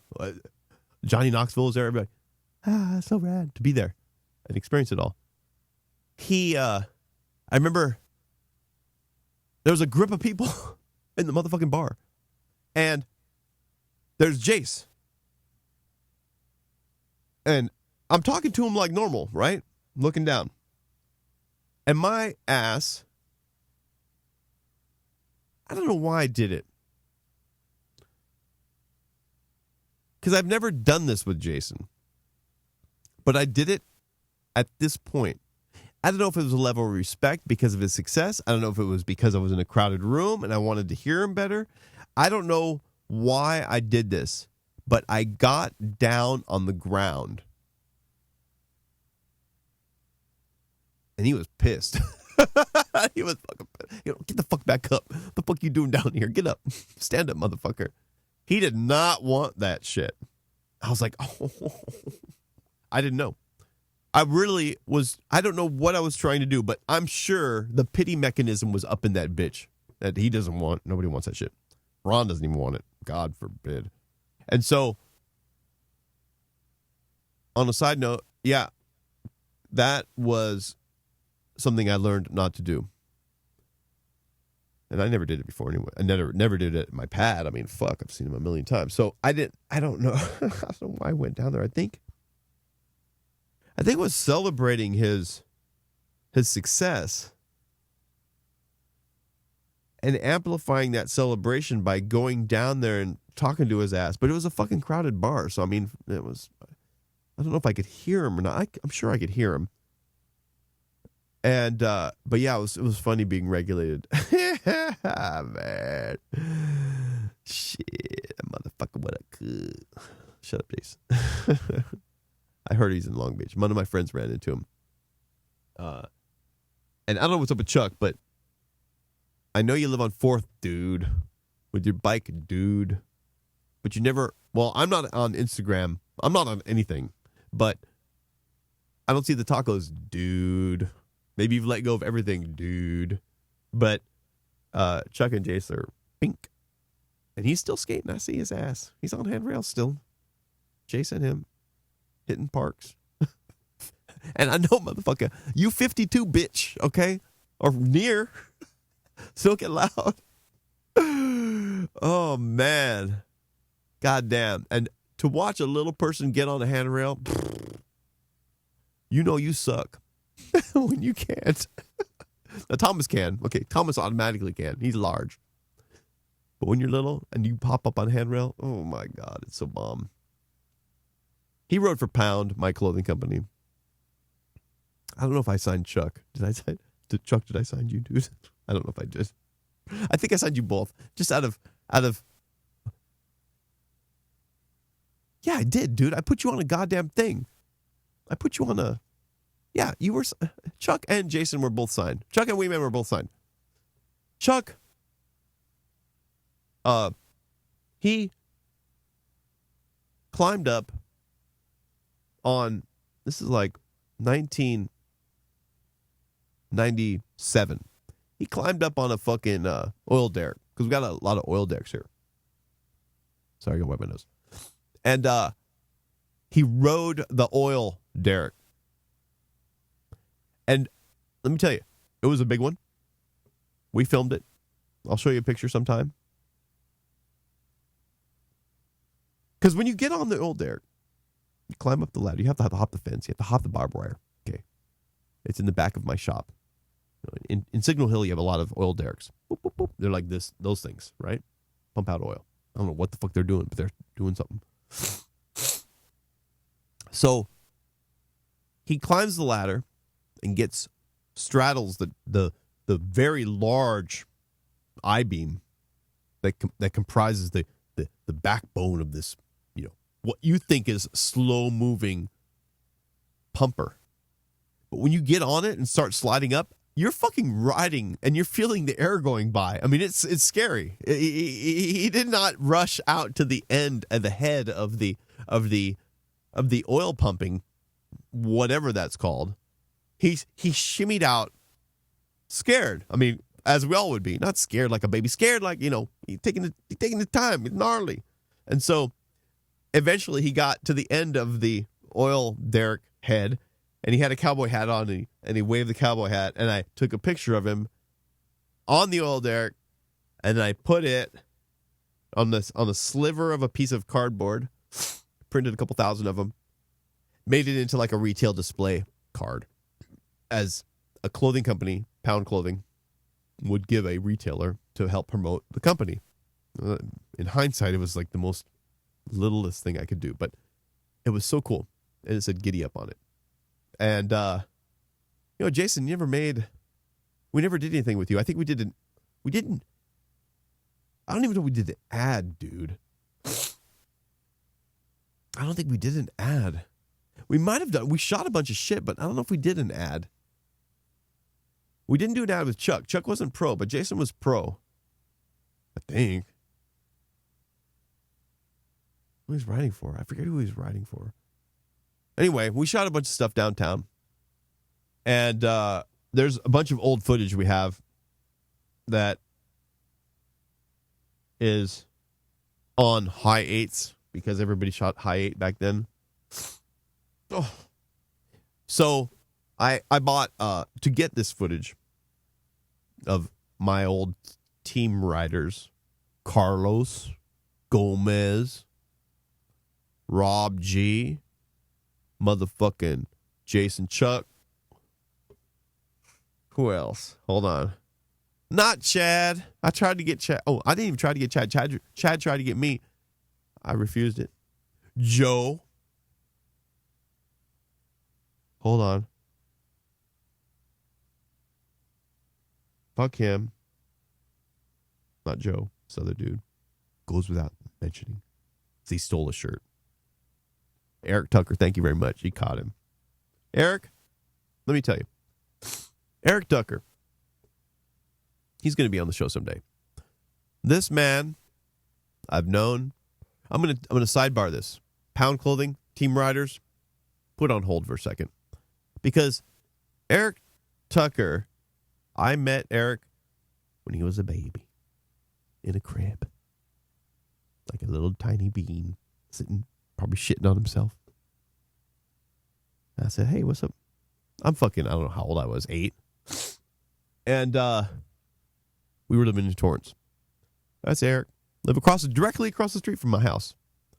And, my mom was single at the time. So I grew up with Eric, picking on him. And I'm assuming I still pick on him. Right, Eric? And I can't tell if that's naturally appropriate or inappropriate. But I'm definitely his older brother. And in the most irritating way, he irritates the fuck out of me sometimes. But in the most loving way, I love him. Okay? So there's that schismatic bullshit. So He's grown up into a man, but I still look at him. I still look at him not crib-like, but I still look at him like, God fucking shut the fuck up, Eric. But I love him.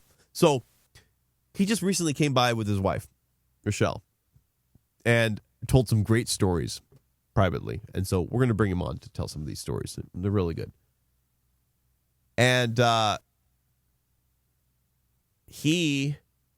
just have to bring him up because he did some good stuff for the show and for me.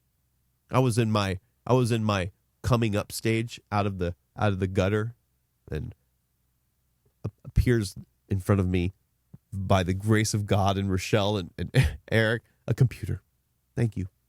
And I watch. He helped me out with he helped me regain some things, as did Joey, as did even, well, they don't know this, but Jacqueline and goddamn, I'm pissed at you, dude. I'm not going to say your name. I'm mad at you, but I love you. There are some people that helped me out in the recent years that are that have just lent a hand up, even Bhupendra and everybody. So there's by the way, Bhupendra, Bob, my landlord, just gave me a beautiful note. I don't have it on me, but I've been in this facility here, in this compound we call bobbyjunelive. I've lived in a state of balance. Now I live in a state of security because you gave me a note yesterday that said, no more is your life month to month, but you now have a 5-year lease. And I was like, I could almost drop a tear because it's what I need, and thankfully what he feels he can give me. So we're solid. That was a big thing. We had some turmoil for a few years. I've been here about 4 years. We've had some turmoil, he and I. Because we're both, my landlord is slightly partnered into this endeavor. He invested a little group of money into this. He bought the first group of cameras and the first couple computers and really believed in me. And so that, in conjunction with my landlordness and conjunction with, I then became involved in his endeavor and started giving time towards that. We just got, woven. And, but that's become normalized and we just are hanging. So that lease is really cool. So I appreciate that, Bob. His short name is Bob. Everybody knows Bob. My stepdad is Bob, or my real dad. My dad, his name is Bob. My landlord. Hold on one second. God damn. My name is Bob. My dad's name is Bob. My landlord's name is Bob. Thomas's name is Bob. My ex-wife's name is Bob. I mean, dude. Okay, enough. So, his name is Bhupendra. My name is Bobak. And my dad's name is Robert. So, actually, none of that's true. But they all shorten it up to Bob. So, thanks, Bob. Appreciate the lease. 2025. Secure. So happy. And with the work we've put into this place, we know that everything's cool.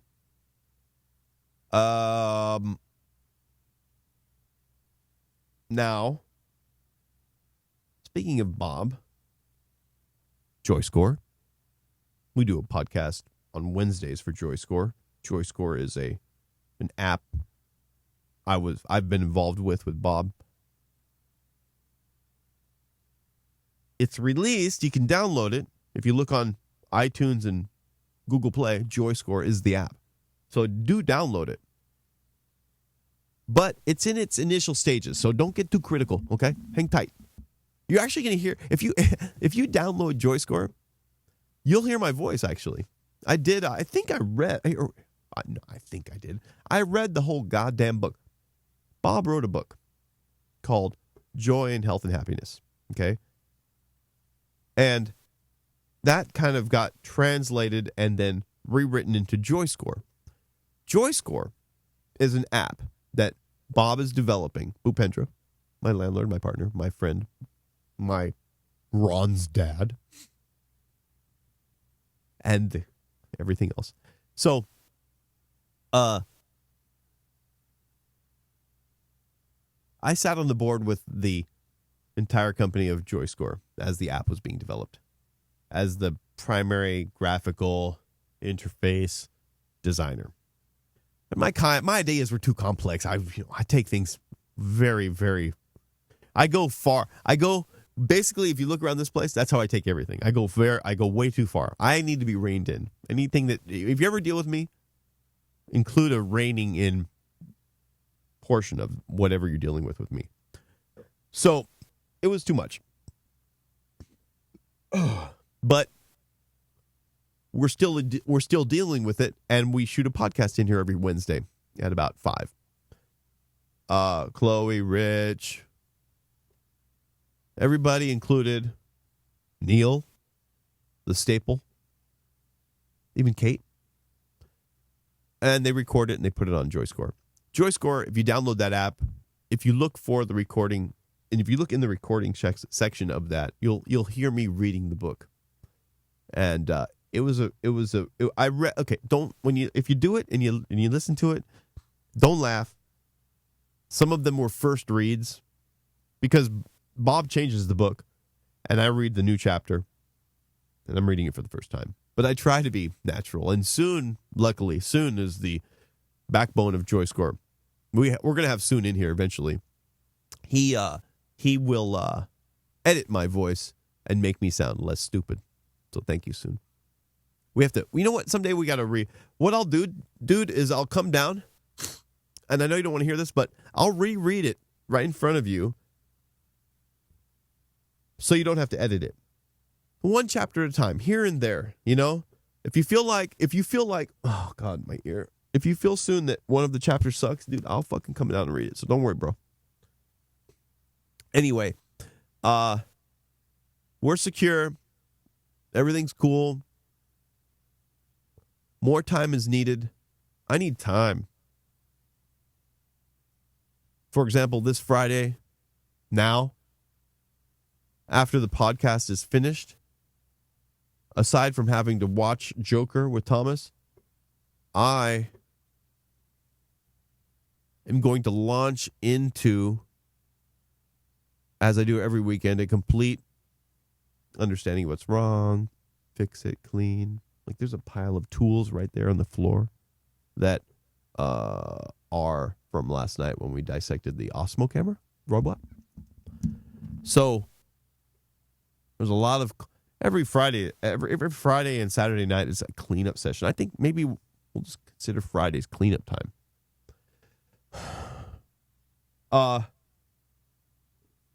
So if Thomas was here, I would definitely get a rat and dissect it. But I'm not going to. It's boring to do it by myself. And this dude's stinky. I don't know what dissecting a rat would be like. But we're going to do that because inside a rat is Ron.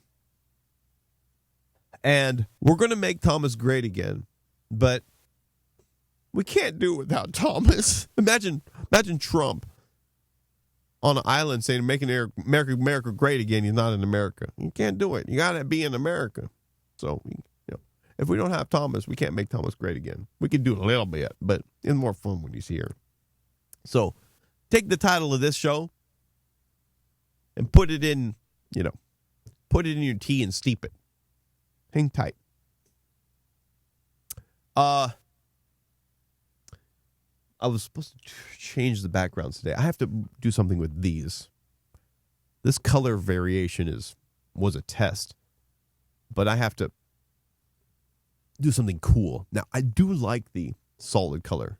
These are the things I think about. I do like the solid color. It's very nice in comparison to the chaos I had before. And we talk about this. Thomas and I talk about this. We have in-depth conversation about everything on the show. We have to deal with the way we look at each other, because when I see him right now, I'm looking at Thomas right now if he was there. When I look over there, I can't see him like I did before because there's graphics. So I think what I'm going to do, because on his window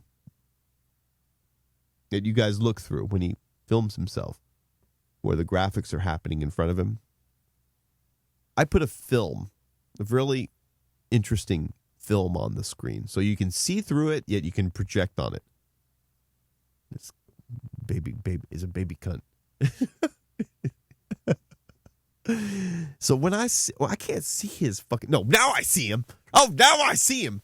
And he's a big fucking goddamn Indian elephant. He's not even fucking African. He's Indian. What a jerk. At the baby dough. At the baby hand. So Thomas just arrived. All right, here. Hold on. Say hi, everybody. Hi, everybody. All right. So I was... you look... When I look at you, you look like the cover of a Who album. Or whatever the Rhapsody. What's the Rhapsody? Queen? Yeah. It looks like, oh, that looks so cool when that happened. Oh my God. See, when that happens, dude, that dark thing that parked in front of your face. See that? Yeah. Dude, it looks so cool when I look at you. But when I see you right now, I see your face. I see your face. I see your face. But aside from this cool graphic that I'm looking at right now, sometimes I can't see you. And, what I think, I don't want to do this. I don't want to cut a hole right where your face is. That would be so stupid. So something has to happen. Okay, here's what we'll do. Can you hear me right now? Yeah. You can? Yep. Oh, Does it sound better now? Wait. Do you see how I moved it towards you? Wait, what? Does it sound better now? Oh, it sounds like hella better. It's towards you. No. I moved the mic towards you. No, I have to hold down this button. What button? Oh, that's my headphones. What? If I don't hold down the button on the headphones, I can't hear you that well. What button on the headphones? On this headphone, it has a volume up and down. What change the headphones? I don't know. These are comfortable, though. Oh, maybe no. Okay. Yeah, okay. Okay, do whatever you want. Does it look like a cobra? Do you? No, that. No, it looked like Ganesh. an elephant. No, it did not look good. No, it looked like an elephant. You know where that came from? It came from the Illuminati. Well, I don't know where the fuck it came from. Where it came from? It came from a baby. It came from one of your babies. No. It came from the fucking goddamn... Came from the prowler and night, the night visitor. Oh, Lord. Night crawler. We need to give her... Okay, we'll give her a name. Night crawler. Night crawler. Oh, we'll work on that. We'll work on that. Everybody, don't worry about it. Oh, Jesus, it gets more and more obscure. Listen, once in a while I wake up, I heard your ass. I heard a bing, bing, bing, and the fucking cops, bing, bing, bing. And fuck them. I bing, bing, bing. They shot me. Oh, my God. Oh, man, I felt for you. Oh, my God. Let's not burn it out. Okay, yes. We'll talk about that later. Now, okay. So, how many minutes I got? Damn, you're at 2:04. Okay, so tonight was going to be Make You Great Again, but we're not going to make you great again because you need to be here to be great. Yep. When you're not here, you're not great. You're average, just like all of us. If we don't have a camera on us, we're average. But once you got a camera on us, you're a little bit better. Mm-hmm. You're celebrity now, but we can't do it with that. It's too much time. So we'll make you great again some other time. And the other thing we're not going to do today that we will postpone is dissect that rat. Rat catching. We're going to get that rat because when we go up there and we go through Ron's door and we go then into the attic, passing Ron's bed and cigarettes and crap and everything. When we go into the attic and we look left and we look down at that area where the two rats were caught. The dining room. Yes. We will know that those two rats are still there. And he's been hunkering up to them? He he's been ignoring them and smoking cigarettes and not concerning himself with, and eventually those rats will smell. And so I think he goes in there and smokes cigarettes and talks to him, and like he talks to the door. Yeah. He talks to the doorknob. He talks to the air. He talks to cars passing by sometimes. He'll yell. It gets kind of embarrassing when Ron's on my porch talking to the trash truck passing by. And he's not talking to it like a crazy man. He's like, "Hey, how you doing? You going down that way? Okay. All right." He's like technically talking to it like, not that he knows it hears him, and he's not talking to the physical metal truck. He's talking to the actual person behind the wheel. So he's like communicating to the person, and he doesn't feel like he's guiding them, but he definitely is joining them in the experience of driving up and stopping. And then almost like validating their stoppingness. Like, okay, you're good. some shit like that. I'm not perfectly aligned with what it is that he's doing, but I'm very close. I'm closer than he's talking to this metal or the inanimate object. He's definitely communicating with the person behind the wheel. He's making service of himself, basically. You know, there's a usefulness to that conversation. It's not vacuous of reason. It has its place. It just isn't needed. You know what I'm saying? Just not needed. Vacuous. Vacuous, Ron. I'm just being a spelling bee. Oh, my vacuum. God. Vacuum. V-A-C-C-I. My vacuum don't work no more. Yeah. We'll dissect that rat later, and it's going to take a mask because I'm assuming when you cut a rat open, yeah, we need to be fully something, like toxic level 3 outfit. Yeah. We have some monitor issues. The vertical one isn't working. I worked really hard on it. The horizontal one below me isn't working. I worked really hard. I didn't work that hard on it, so we have to look at those. Other than that, everything's okay. And so the arm, as it breaks. You didn't get the pictures I text you? I've been riffing. Oh. Waiting for your face. Let me see. Hold on. Let me get it. Okay, you gonna pull me up? Yeah, sure I am. Okay, cool. Oh, I'm low on battery. I got 9%, but I can do it. Here I go. You can do it. I can do it though. Okay, there I am, and now I go to the text where you sent it to me, and I'm going to look right now. Whoa, you didn't send me a text, you sent me a message. Okay, want to go? Because your fucking cell phone don't work no more. And then, is this the picture? Oh, that's Eric. What is that? Eric sent me a picture. I haven't put that up yet. You don't put it up. That's Eric. I talked about him today. What's wrong with this? This is life. Imagine life. Oh, sure. Once in a while, you're getting a hand job, and accidentally, in the joy of it all, probably right during a cum shot. That kind of reminds me of that movie Garb. Remember that movie with Robin Williams? I don't want to relate it to anything. I don't want to associate He got it. his I don't pecker care about that. bit I don't off. care. Oh, Jesus. Same thing. No, I don't care about association right now. All I care about is exactly what's happening. I don't want to associate it with something. Why would Slow motion. I'm trying to bring it up. I don't want it up. Yeah, I'm trying, dude. Eric Tucker. Yeah, he's got some good stuff. He does. Eric got good stuff. Yeah, he does. I know. Eric says, "Oh, I just put a thumb on it." Oh, I can't do it. Okay, let me go to you. There you are. Thomas sent 2 photos. What do you got? Oh, poor baby. Ooh, that's the same hand grip. He's a man. Listen, he's a man. Okay, stop denying. Stop denying. Okay. Oh, I see a separation. Is that the separation we're talking about? Right there. Yeah. That's that particular separation. Is the separation? Yeah, right there. That broken. That bone. gap. Well, the gap. I'm looking at the black gap. Well, there's a round thing, and there's a gap, and then there's a bone below it. Is that what we're talking about? the broken bone right there. Well, it doesn't look broken to me. It's a lie. Do you not know when not to believe people? See that gap right there? I see it. Is that the gap? Or is that supposed to be like that?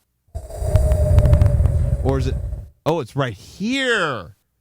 Oh, God, it's a full-blown break. Mm-hmm. Oh, baby. Oh, my God. Why does he have a gap here? Listen, there's something more important in his life. This gap is not supposed to... Can they put a marble in there? I think it needs to be a marble. Anyway, that's fucking... Dude, that is not a fracture. That is a full-blown, near protruding break. Yeah, thank God it didn't do that. But man. Wow, that's really crazy. What was he doing? It was in PE, and he still has that grip. They were doing some kind of game or something. What? Running. Just it involved running, and he fell. He fell? They slipped or something. You know what you need to do? What? Stop with the almond and start with the real milk. Listen, you need He doesn't drink the almond. Oh, good. So all your theories go out the door. It was good, though. If You're ready to attack. If it was true, it'd be perfect. We need him in for the next milk commercials. Thomas, he's all, I love almond milk. I said, do you have a vagina? I said, no. He said, no. I said, okay. Because all my girls, my ex-girlfriends, all love almond milk. And I do like almond milk, but so girly. Anyway, because he has a deficiency of sorts. It's called, I don't know, lactose. Intolerant. That's it. Awful, man. So this is very gnarly. And Donovan. Feel bad for him. Poor boy. Quit. Take calcium pills. What's your problem? This is bad. Look at that break. What does it take to break that, dude? Dude, that's a fucking serious ass. Yeah. Fucking break. We'll find out Monday if he's going to get pins in it or. Oh, he has to. He has to. Ba said it happened again, the same break. No. Ba. She means well. Okay, well, disinformation is disinformation. Wow. Yeah. We need pins in that quick. Can they put it in all the bones near there? I don't know what they're going to do yet or how they're going to do the pinning. All right. If they do. Well, but I'm sure they are. How did he feel when that happened? I mean, obviously he was teared up, but god damn. He came up to me tonight and said, what did he say? Dad, I hate being hurt. Oh, what'd you say? Hold on. I know, son. It sucks. I'm sorry. Did you look at him when you're doing it, or were you looking down at the game?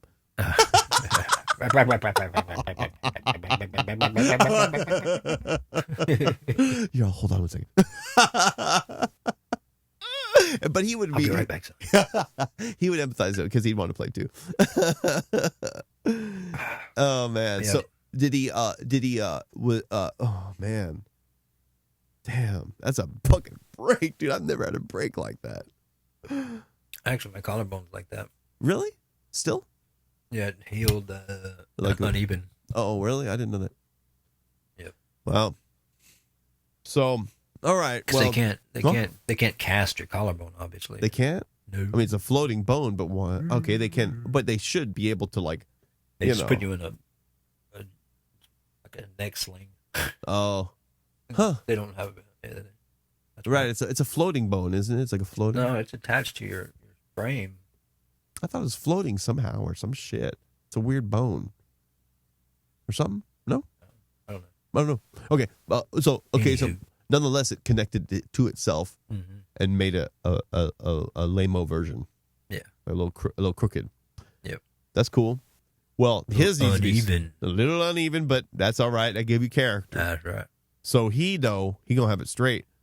Because we don't want no elephant hand on this motherfucker, right? We don't want no claw, bitch, okay? He needs to get laid, okay? Hello. Not yet. Okay. A little young. Good. What? Well, I'm not talking about that. I'm saying he's going to get laid right now, okay? Well, one day. Yeah, of course. This is a first self and then others. Mm-hmm. We know where we were. Of course. God, life. So fun. Good old days. Ooh, man. That first session. Oh no! Did your eyes flutter? Did your fucking head? Did you shudder? And did near convulsions happen to your face when you first came? Mine honked through your cerebral cortex because you didn't even know what the fuck? Did you know what was happening? I can't remember. That's so far ago. Oh, man, I did not know. I was surprised at the outcome. I saw my pee-pee do something after I put it on it. What? Man, it was crazy. When I put that vibrator on it, and then it came, I did not know when the final result was coming. I did not know what coming was. Yeah. I was You can remember this? Completely. Oh, my God. I'm telling you, when I applied, okay. Hand massager, the massager. So I have the massager, right? I'm like, oh, look at this. This is interesting. I don't know why I find it interesting, but I have the massager, and I think I'm just touching myself with it. Like, this is a massager. I don't have it out for reasons to get off. I have the massager out. God knows why I think that's interesting, but to a person, most males probably do. Well, yeah, but not even knowing it. Right? Okay, maybe so. But remember, I'm in Torrance, in a house. Yeah. On and Select do not work. Atari has 3 cartridges. There is no internet. Nothing exists. Time stood still. Think about our lives back then. Mm-hmm. You have to interest yourself with the other things of the world. Mm-hmm. I mean, literally, there is nothing in my house that matters of any importance. There is no cell phone. There's no iPad. There is no on TV, no Select. So when you see something new in the world, you're like, what that? And so you put it on your knee, you put it on your back. You know it's over your back. You know, I'm not stupid. Okay, this is for muscles or something. And then, of course, muscles. You put it on your pee-pee. Mm-hmm. And then, I swear to Christ, the pee-pee felt different. And I'm like, what? And then you start to hold it there for me. Because it felt different in the good way. I don't know what the fuck it is. It's very different. Very different. It's very odd. Like, I didn't know what. And I swear to God, I didn't know anything about sex. I didn't know anything about it. When I caught a boob on TV Select when the scramble happened, I did not whack off to it. I just saw it. Yeah. Nothing happened. I didn't have porn magazines. I had nothing. I'm a blank, scared child with total ignorance. But when that thing hit me, and I started to feel that, we're like in the woods. This is like a natural human with a tree. Yeah, like this is like very natural man. And so the vibrator hits my pee-pee, and it feels. I don't know if it feels good. Because I don't know what good means down there. Right. Okay? That's a very... So something's happening that isn't negative, but it's unique. You need to write this out. It's unique. Unique is the word. Unique in a good way. It's unique with a star at the end. Mm-hmm. It's unique that shouldn't stop. So you continue, and then the progression's quick. Not to coming, but the progression of happiness starts to become, now you're clearly enjoying more so what's happening. So I'm assuming, huh? Yep, go ahead. And I'm assuming that, I don't know if I got into, I don't know if I laid down and got the, your dick in the right position, whatever. I don't know if I really maximized the moment, the masturbation position that I should have had. There's a certain way we like it, bitches, so goddamn know that. So I'm probably like totally, I don't know what I'm doing to it, but it's progressing. All of a sudden, you start coming because you've climaxed, and I don't think there was a boner. I don't think there was definitely no erect, like... There was no glorified, erect, veiny man cock laying on my chest or anything. It was not like some big porn cock. There was no cock at all. I mean, it was just like a fucking thing I peed out of. And That's so good. That's good. But it's coming. Or it's starting to come. I think, and when I was coming, the coming happens when you're young, minutes before you're coming, because the violence is so internal and functional that your body's like, oh shit, we're coming for the first time, motherfucker. Oh shit, all the pumps start working and everything. Everybody's happy down there. And at that point, you're looking for the spot. You know, there's something happening. You start clicking into really making this bomb. And and so I probably in the wrong position, but still, so I'm coming. And the one thing I remember, the coming there was nothing about the coming that was good. There was nothing about the dick that was good. It wasn't a big fucking dick or nothing. Nothing was there. The only thing I remember in takeaway was that my face contorted into some kind of face that was so reaction to the process that was down there that it was just like the most fuck face I've ever made was the first fuck face I've ever made. Like the first. But that was scary. I mean, if a girl, this is what girls pay for. I mean, this is what they want, that result. I mean, here, finally I got him. Like, they like you when you do that because the coming is the result. Okay, we have all results. Here's how girls and guys react. Guys fuck and look at the current fuck face as we fuck, and then they look at the last one right when it's happening. Or they don't look at us. They never look at us. I mean, it's sad, actually. All we do is look at them. We come, and then their closed eyes are happy. You know what I mean? It's like all we are satisfying machines. Hey, stop saying that, man. It's horrible. Man, sometimes they look at you, but it's not a problem if they don't. But we're staring at them intently. Oh, yeah. Oh, it's so sad. It's the worst thing in the world. So, man, I swear, that was an amazing convulsion. That convulsion was stunning. And at that point, when I'm coming, I didn't know if I was hurting myself. Because it was so... God, that sounds... And, oh my, just like the best of everything. But I couldn't enjoy it because it felt almost just as bad. This is so good. This is bad. This is so good.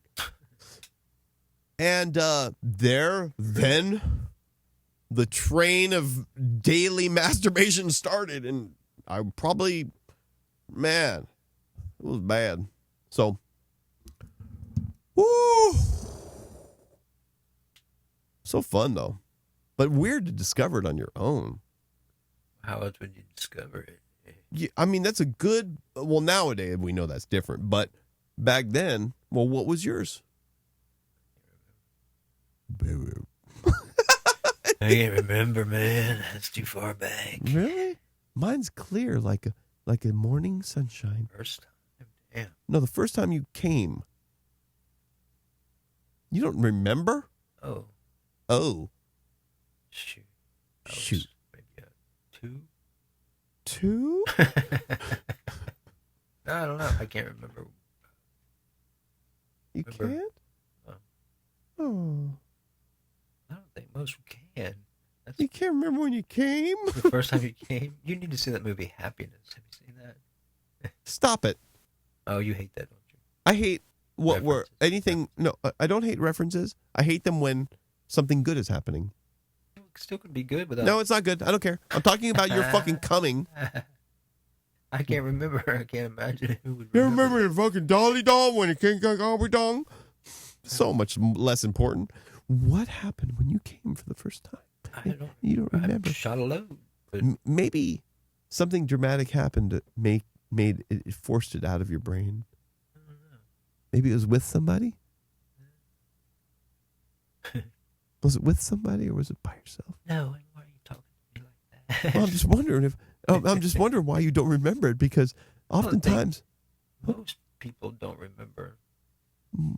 What? Traumatic situations at young ages? Well, you see. Mm-hmm. No. Deep South, what? Oh, my God. Torrance, what? I know. Same. Horrible. What happened? What happened to you? I can't remember. Beep. Let me touch your beep. I don't remember anything about